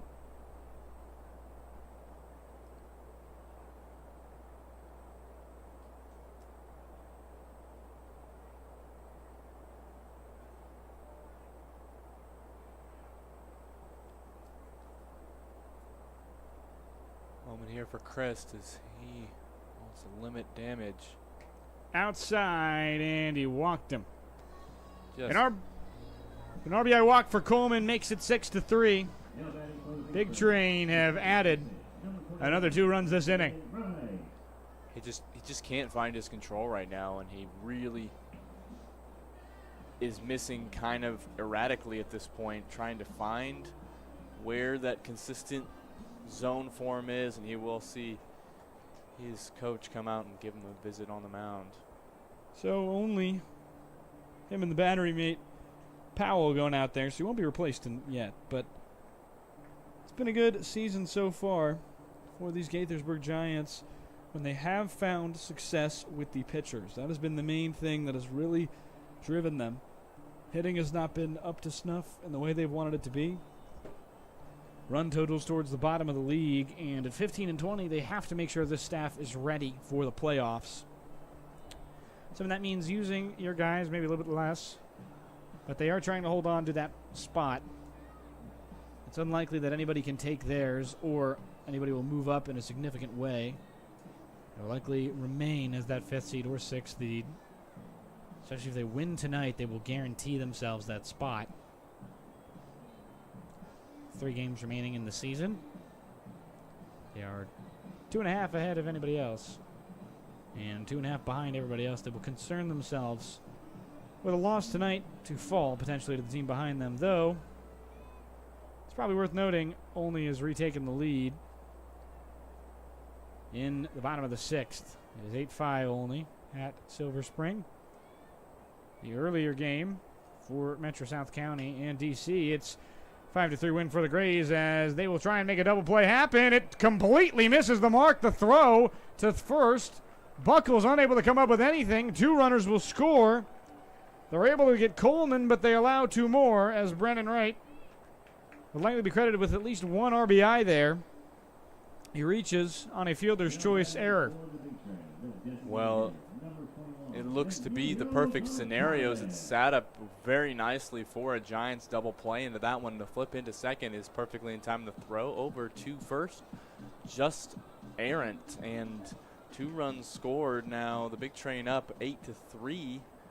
Brennan Wright finds his way to second base. Willie Gonzalez back up with 1 runner on and 2 outs. So 8-3 the ball game now as Bethesda threatening to smash this one wide open. About 1 or 2 runs away from doing so, as if 4 is not already enough while you had the lead. Strike in there on the outside corner. Christ trying to do better with that fastball, and a little too late.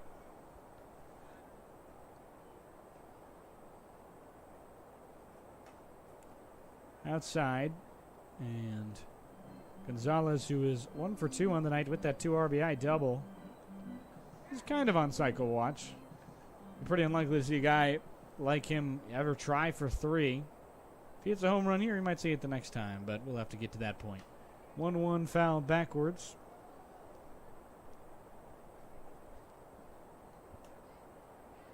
Going to add some more spray to his bat there, as he felt like his grip was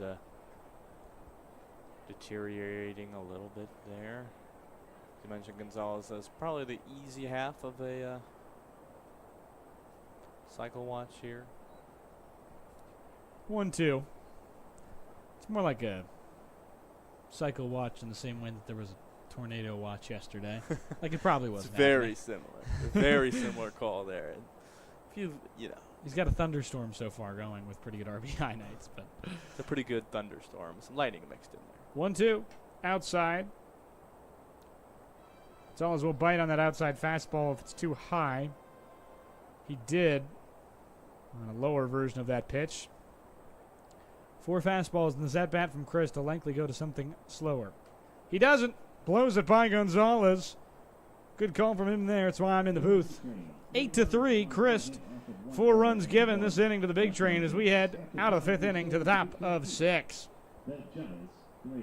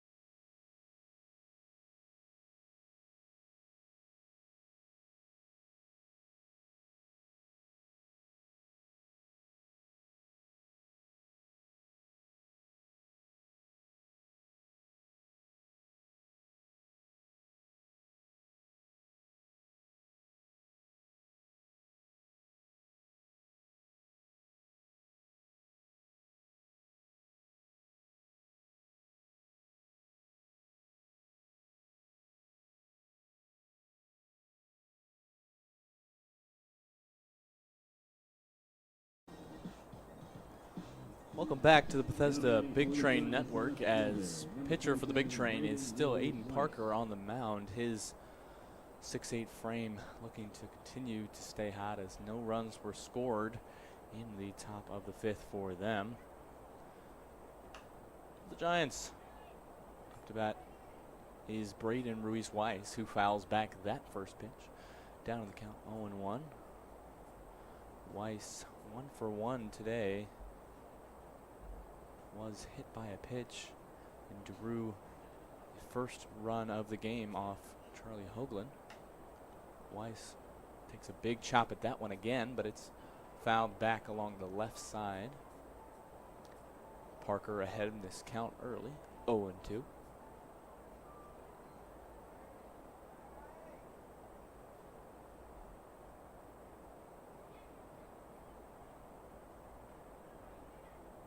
Watches that one go by him, Weiss, as earns one back there, the count 1-2. Parker, for mostly a fastball, his release point benefits him there as Ruiz-Weiss takes a big chop at that one. It's into the glove of the third baseman, Panetta. Good throw over to first, and it is in time. Weiss is out at first with a really great fielding from the big train as Panetta covers the ball, scoops into his glove, flipped over to Malvasio at first. Great first out for the big train here as they look to preserve their lead as they're up 8-3 on the Gaithersburg Giants. It was a very good play there. Cal Johnson gets slowed down by the grass a little bit there, but he kind of digs up and finds his way through. Now have up to bat for the Giants Alexander Martin, who we've mentioned is a new addition to this team. Out of Richmond, pretty solid bat, 5 games, 412 OBP. Well, the 1-0 moves to 1-1 as Martin takes a big swing at that one.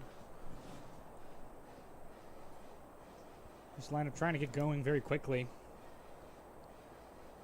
It'll be very much up to their side of kind of hitting at the bottom of this lineup, which has been the real issue. From Ruiz-Weiss and beyond, there's only 2 hits for 5, 6, 7, and 8, and 9. Martin 0 for 2 tonight. He hits that one straight up. Gagan going after it as well as Malvasio, but it gets into the stands. Big bounce off the concrete there. Keeps it safe for the man at the plate for the Giants. 2-2 now his count.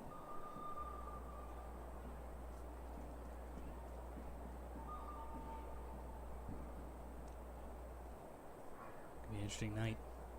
See if Parker can get that fastball going again. Chop at that one again. Martin, it's in a very similar spot. Does fall just past the crowds there in the grandstand. Gets into the trees behind the David Povich first base grandstand.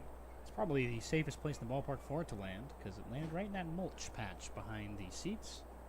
Unless Things don't really bounce off mulch. No, unless you have to be a living creature over there. But for humans in the ballpark, definitely safest. Saw a living creature in that area. Snake at the start of the year. Big swing at it for Martin as he is struck out. Great start from Parker as he retires the first 2 he sees. Yeah, that hammer down movement with his elbow. It's a curveball that is impossible to hit for any kind of righty if it's placed right, and he does it there.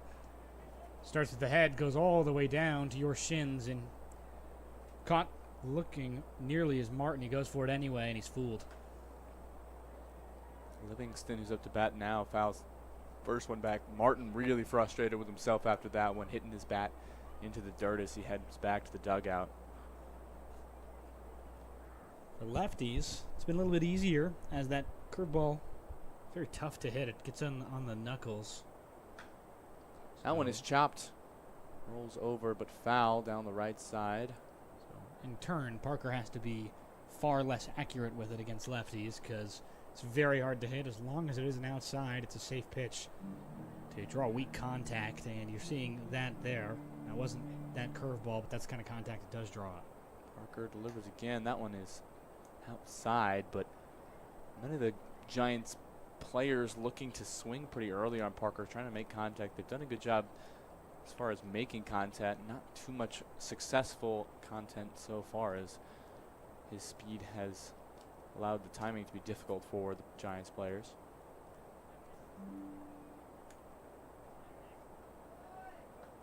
Parker delivers. It's a big swing at again for Livingston. He retires his third. That's 3 up, 3 down for the Giant on the mound. But it's a big train arm. We have no runs scored there as it stays 8-3 for the big train. And we'll be back for the bottom of the 6th.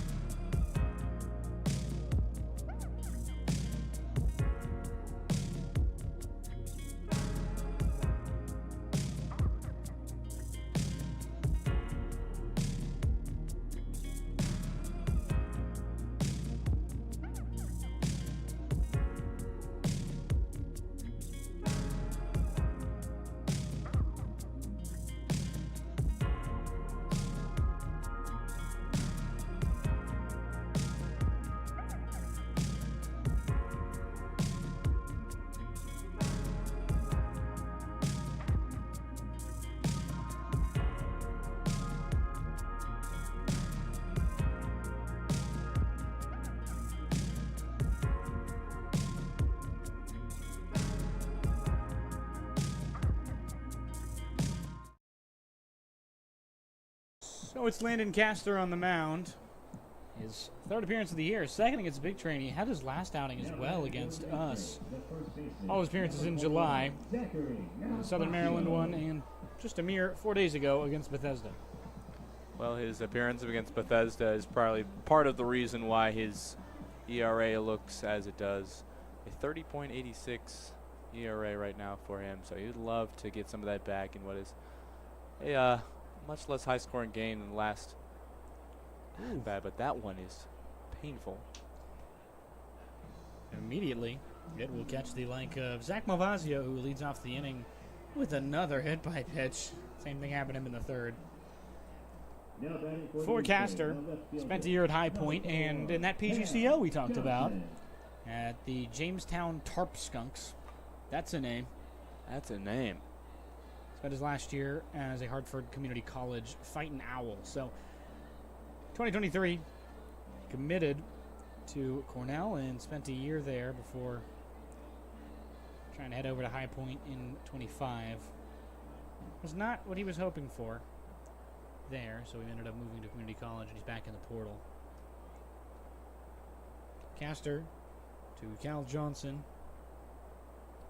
Still a righty, as they've only seen she's a lefty, as they've only seen right-handed pitching tonight. Clouds get a little gloomy as the pink was in the sky, very rosy, fading to a more magenta now. 1-0, I should commentate art. Be awesome. Bad at that. Imagine just walking through an art museum and you just It's me. commentating at what you're saying. I think art is worth talking about. Maybe that's not quite the appropriate way to talk about it, but definitely worth a good discussion and analysis. I'd be so mad if there was a guy at this art museum and he's like, look at that green, look at that green, look at that red. It's like more of an auctioneer, but 1-1. I mean, that is related to art. It is, Do auction absolutely. art. I don't know if they really auction art with such, what's the word? Eccentricity? Runner goes, and going to be a tough play as it gets into the outfield. Malvazio thought about another, but he will have second base on the stolen base, his second of the night, his second after hit by pitch. 1-1 count now, as that one did miss as well to Johnson. We haven't mentioned it too many times tonight. The last time the Giants were here at Shirley Povich was a bit of a routing. Big Train ended up winning 18-8 here as they avoided getting run ruled. That happened in the 6th inning, was the big 8-run 6th. So that's where we are right now. And there's a runner on second with nobody gone. Big Train up 8-3. This is a real possibility still, as Giants pitching has been not so good in the first place, but they have not put out their best arms versus Bethesda. I think knowing that maybe they're better suited for these other games this season, they need 3 wins to try and find anything up, and might as well take the 1 loss here, have your best arms for the rest of the way, as another walk. Not the start that Castor wanted. No, not the start he wanted, and he has to face a tough part of the lineup with Malvazio up first, who he hit, and then now Cal Johnson, who's always a home run threat, coming in after him. So a difficult start to this one as he is not able to get an out off either of the first 2 batters he faces. First pitch misses outside to the likes of Panette.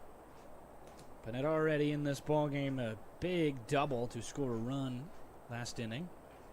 He had a very nice slide into second base after that double that scored. Sawed off backwards towards us, gets over the booth. Thought maybe I could have caught that one if I leaped on top of this table, which I probably would have hit my head on the ceiling fan and probably would have to patch me up. But 0-2 count for Panette as he tries to play tugboat to this at-bat.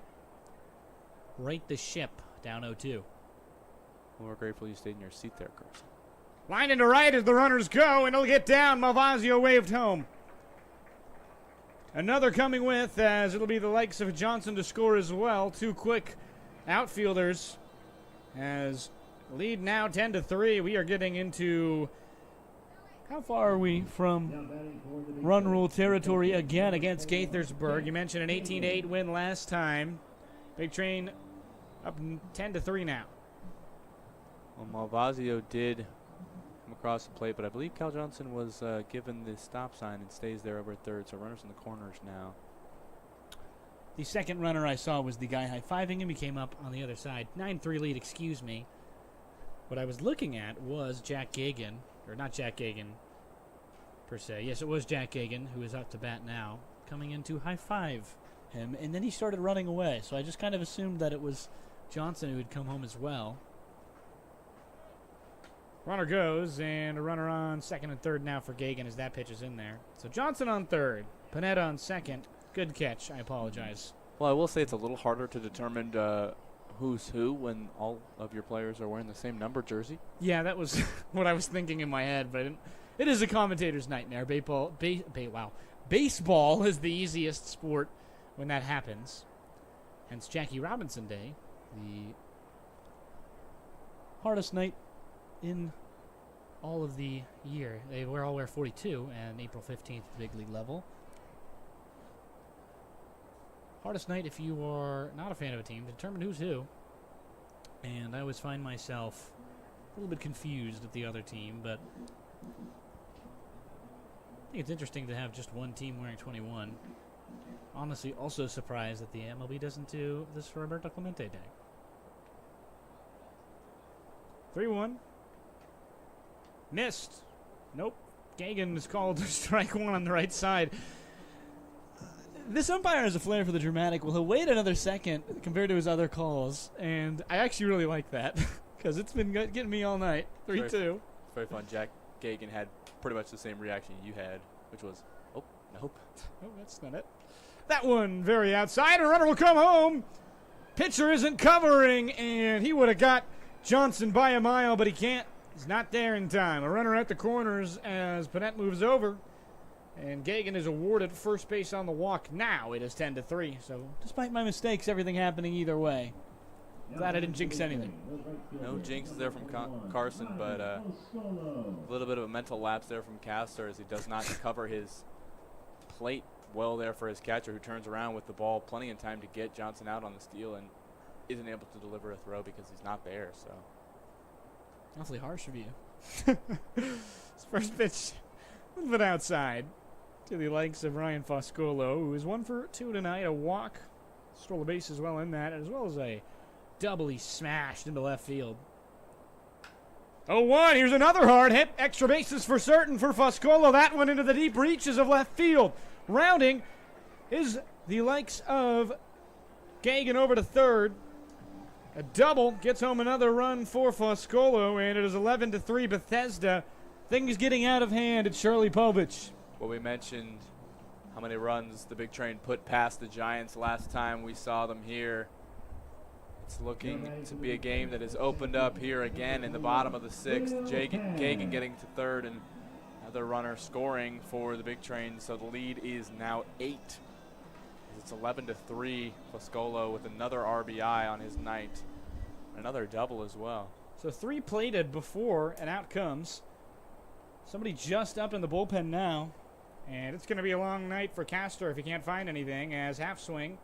First pitch in there, strike called on the outside corner. He's been better in the zone, but he has definitely had his misses in the zone. 0-1. Inside. Nearly caught the hands of Hack, who is 1 for 2 tonight with a walk. Feels like everybody's 1 for 2 tonight with a walk. It's been an interesting distribution of outs and walks for the Big Train, who have hit well and also been able to bring in runs because of the amount of walks tonight. I mean, they might get to that adage in the song. I forget the actual song name, but they might walk 500 miles. I'll do the math on that for fun.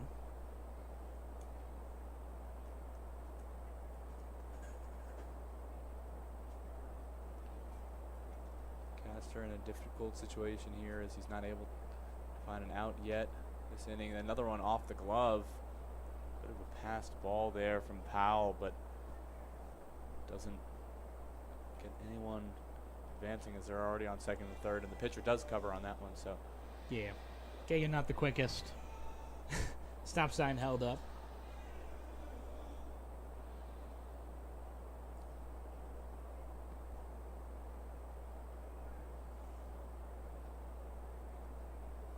give an answer for your I'm working on it. I'm bad at math.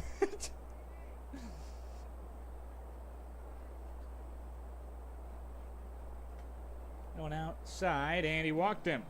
So Hack will have himself a walk to first base. Another one to load the bases as we head back to the top of the lineup. Kieran Coleman, the shortstop, will have it. And it would take 59 walks to walk 1 mile. So you would have to walk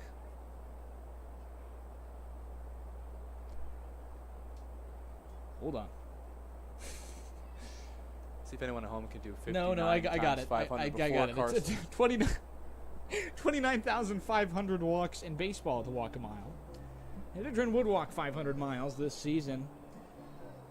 I'm not even sure MLB teams have gotten that far in their entire histories. That is a lot of walks. Castor will be taken out of this ball game. 11-3 the lead. He'll leave with a new arm for Gaithersburgh.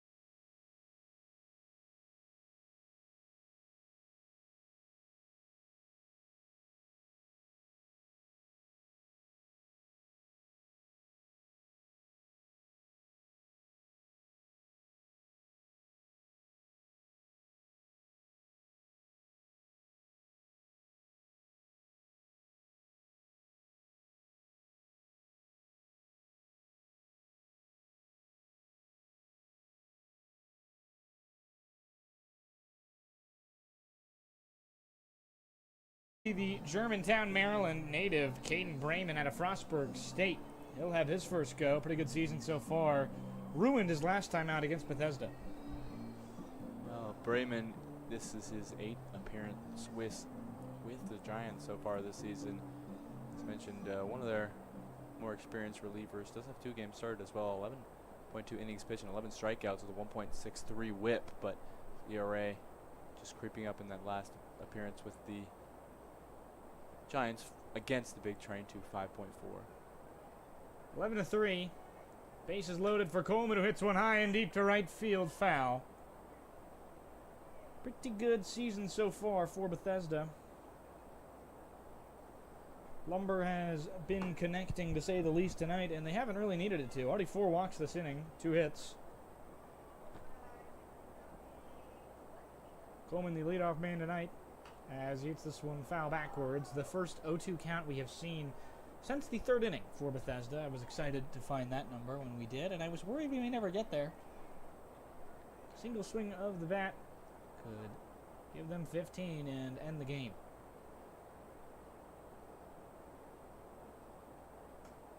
High, as Brayman's unable to touch anything on the zone there. 1.63 whip. He's been a bit more efficient than some of these other arms. That is a little under double of the last man as he leads the game. Way outside, and going to be a tough dig. Gagan stays at third. He's not the quickest of runners and doesn't want to test how fast Powell can collect that. One, Powell does do a good job on a pitch into the dirt, just getting in front of it to keep it in front of him, and would have definitely had enough time to get out Gagan if he had tried to go. So good awareness from the big train man and good blocking from the catcher. Big whiff on the 2-2. And he's unable to get anything there. Kieran Coleman down on strikes. It's the first out as the last 6 have gone up and gotten on it. Now we have Brennan Wright. Table set. He will have a good opportunity here. Bases loaded. 1 gone. A nasty curveball from Raymond.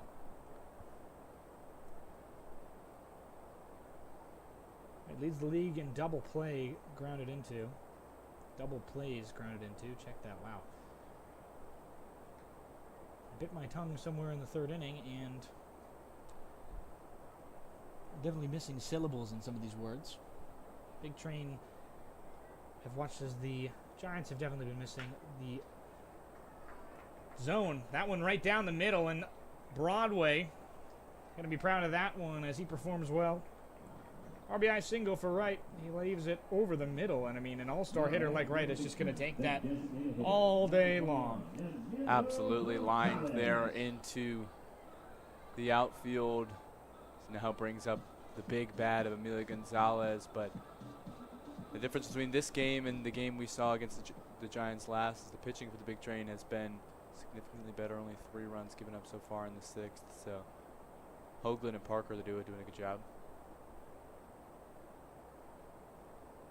First pitch missing on the inside. Bases are still loaded with 1 out for Gonzo, as he's often labeled on the lineup. Same tonight. Gonzalez already 2 RBIs. He's looking for RBI number 100 in his big train career. 1-0 is hit very well down the line. Explodes off the bat. Foul. That would have been 100.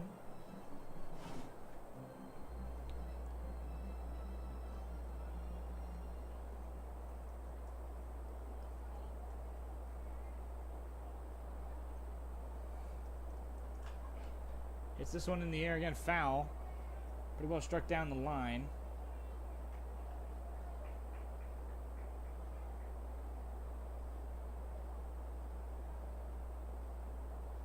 Gonzalez digging in here, sensing there's a big moment here to open up this game. Hit well into left field. Slicing fly ball. Got by Cole. He's going to throw it in, and woo! Wide left. Reminds me of the Ravens, as that one scores a run. Gonzalez has another RBI. Now batting for the Zach did not like that one. Number 21, Zachary. Gonzalez does his job there on 1 out to bring a runner home. The throw, as you mentioned, very far off the plate. I apologize. His second RBI in that double earlier was his career 100th RBI. So Emilio Gonzalez on that double in the 4th inning, I apologize. He does get his 100th RBI of the game, and here's some more. Oh my goodness, Zach Malvazio! This ball game is broken wide open off the light pole. It's a Forest Green home run by Malvazio. Zach Malvazio with a bat flip, almost as dramatic as flair as the swing of the bat itself. That one is gone over the left field fence. Malvazio, the home run leader, shows us how it's done here at Shirley Povich. This game has now been ruined for the Giants. So Emilio Gonzalez gets his 100th and first, and somebody decides to celebrate. Malvazio, a firework. 16-3 is the lead, so that is game-end territory at the 7th inning.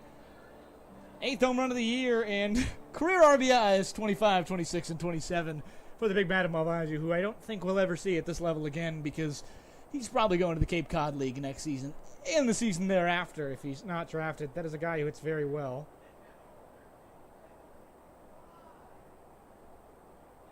Brief second from the umpire to clear the plate after that one, but as you mentioned, from the season we've seen from Malvazio, a very young player still, definitely a guy who is eyeing the major leagues right now, and love to see him back at the big train next season, but maybe moving on to some bigger things in the Cape League as well as earning himself a spot in the majors. See a lot of major league players come through, and their first year of summer ball is spent here, and then typically they move on to leagues like the Cape. 1-0. Hit well up the middle. It's a liner and caught by Turnipseed. He digs that one up. Well harvested. And 13-run lead, an 8-run sixth. The second game in a row against the Giants that they've done that, and they have been dug into a serious hole. We'll be right back on the Big Train Baseball Network.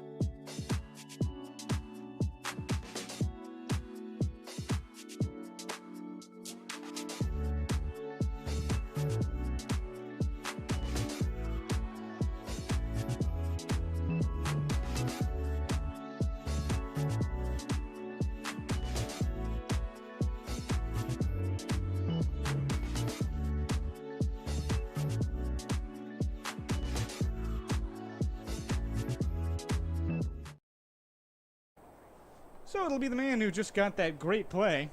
Did have to watch about 8 runs go by him as Lee Turnipseed to the plate. So this is kind of for a save, you could call it, in the 7th inning. As they get through this one, the ball game is over. Well, it's a save with lots of cushion here for Parker. He attacks the zone on the first pitch. Inside a part of it gets fouled back by Turnipseed. Pure joy on that home run from me there. That was a lot of fun to call. Malvazio has been destroying balls all season. That might be the furthest one. Hit one 400 feet and only to win the game. That was the 7th homer of the year. It's hard to miss it when Malvasio tees off, it's like professional golfer in 2018 when the golf balls were too good. If you remember that. It was a weird side bit, but they made golf balls too efficient at a certain point and too light. 2-1. Count now to turnip seed. It's a fun deep dive, as we might have some extra time for you tonight, folks. This game could end early. Keep in mind the reason that would be the case with the outs here. If they can get through this one scoreless with a 12-run lead, the mercy rule is 12 after 7. 2-2.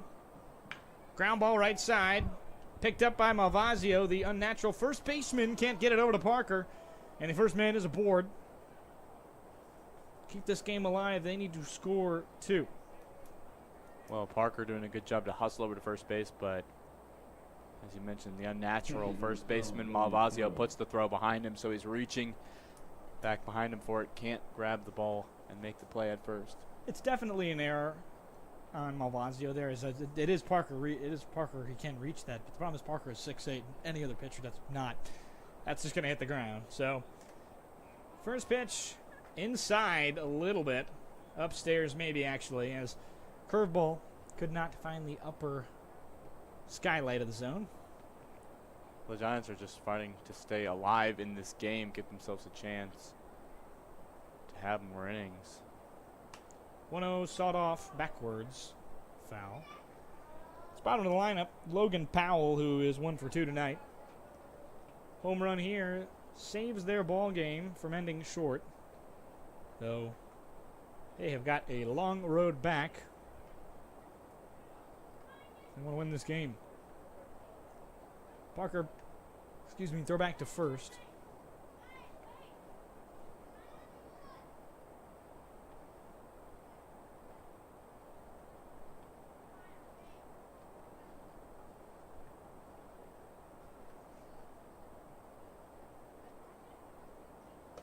Swing and a miss, and now a 1-2 as the runner goes.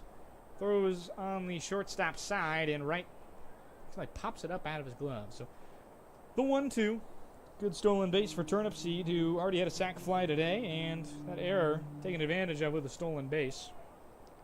A little bit of an errant throw from Gagan, who was replaced. Who did replace TJ Gramesty, who went out of this game after getting hit in the leg with a pitch from Parker. Big wave, and he got him. Parker has just been lights out tonight. And in danger of shutting them out there, the first out. 2 more for Parker as he tries to get the reverse save. It's a save with a lot of room. Actually, it would be a save, because the save is 3 innings pitched total in conclusion to a ball game. As the first pitch, Cobb has talked about that curveball on the inside. It's very hard as it comes in on the knuckles to lefties for them to hit, as Cobb, a lefty himself, experiences that firsthand. Well, pretty rare to get a save after coming in the 4th, but it might be exactly what he's able to do here. Rules of baseball are fickle and silly sometimes, as the lack of specification sometimes leads you to be like, I have no idea what that means. Sometimes they specify, but I don't think this is a case they would ever really specify. They would just say, yep. Parker gets the save. Came in after 4 innings of Charlie Hoagland. Had a very good night. Not to his standard, I think we would call it. Leads the league still in strikeouts with the conclusion of all other starting pitchers in ball games with 33. I believe there's 1, but he only has 10. Big wave at that one, and Cobb is nowhere near that fastball. Blew it by him. Parker staying hot. Pounding the zone. Doing a great job coming in for Hoagland, as you mentioned. Love to see his 3rd 0 of an inning here in the top of the 7th.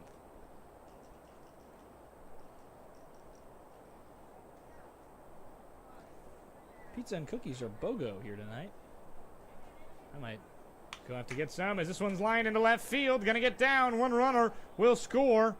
They go to second to try and make sure the man can't get further, as after Powell and Cobb strike out, Cole McKenna gets an RBI single. Good tally for his day, as Charlie Buckles will be the man that tries to play hero ball for them and keep this ball game alive. Well, McKenna is the man who you would always pick to get a hit to keep the Giants alive here. He's been a very bright spot in their lineup so far this season. He does exactly what he needs to in order for his team to have a chance for more innings in this one. 16-4. If the inning concludes with this score, it'll be over. If not, we got to play another. Which the Big Train can still end the 7th inning as a different way. If one runner were to come around, if they get to 12 at any point, the game will end beyond this point. So now the 1-0 from Parker. Half swing. Did Buckles go? Yes, he did. Say he buckled there. Just a little there as his swing just along the belt line. Someone said to me earlier, Chuck Buck could be this guy's nickname, and I thought that was maybe the greatest thing ever. Was that you? It was Sean McAvoy. He'll be on the broadcast tomorrow. Big wave, curveball, nowhere near the bat of Buckle. Buckles see a little bit of the regret after swinging at that one. Knew that was maybe not the pitch to earn it back on now. He's behind on the count. Parker rolling. Just needs one more pitch. Final home game of the season for Bethesda. At least in the regular, as that one missing a little bit inside. Fans in dismay at that one. Didn't get the angle that we did. That one nearly caught Buckles' quad. Yes, definitely a ball there. Tallest man in their lineup versus the tallest man in our bullpen. Two skyscrapers out there. 2-2. Missed a little bit low on that inside corner again, and Buckles in danger of walking and will have payoff. Fans in the crowd want this one to be over. Don't want to see the Giants have any kind of light at the end of the tunnel.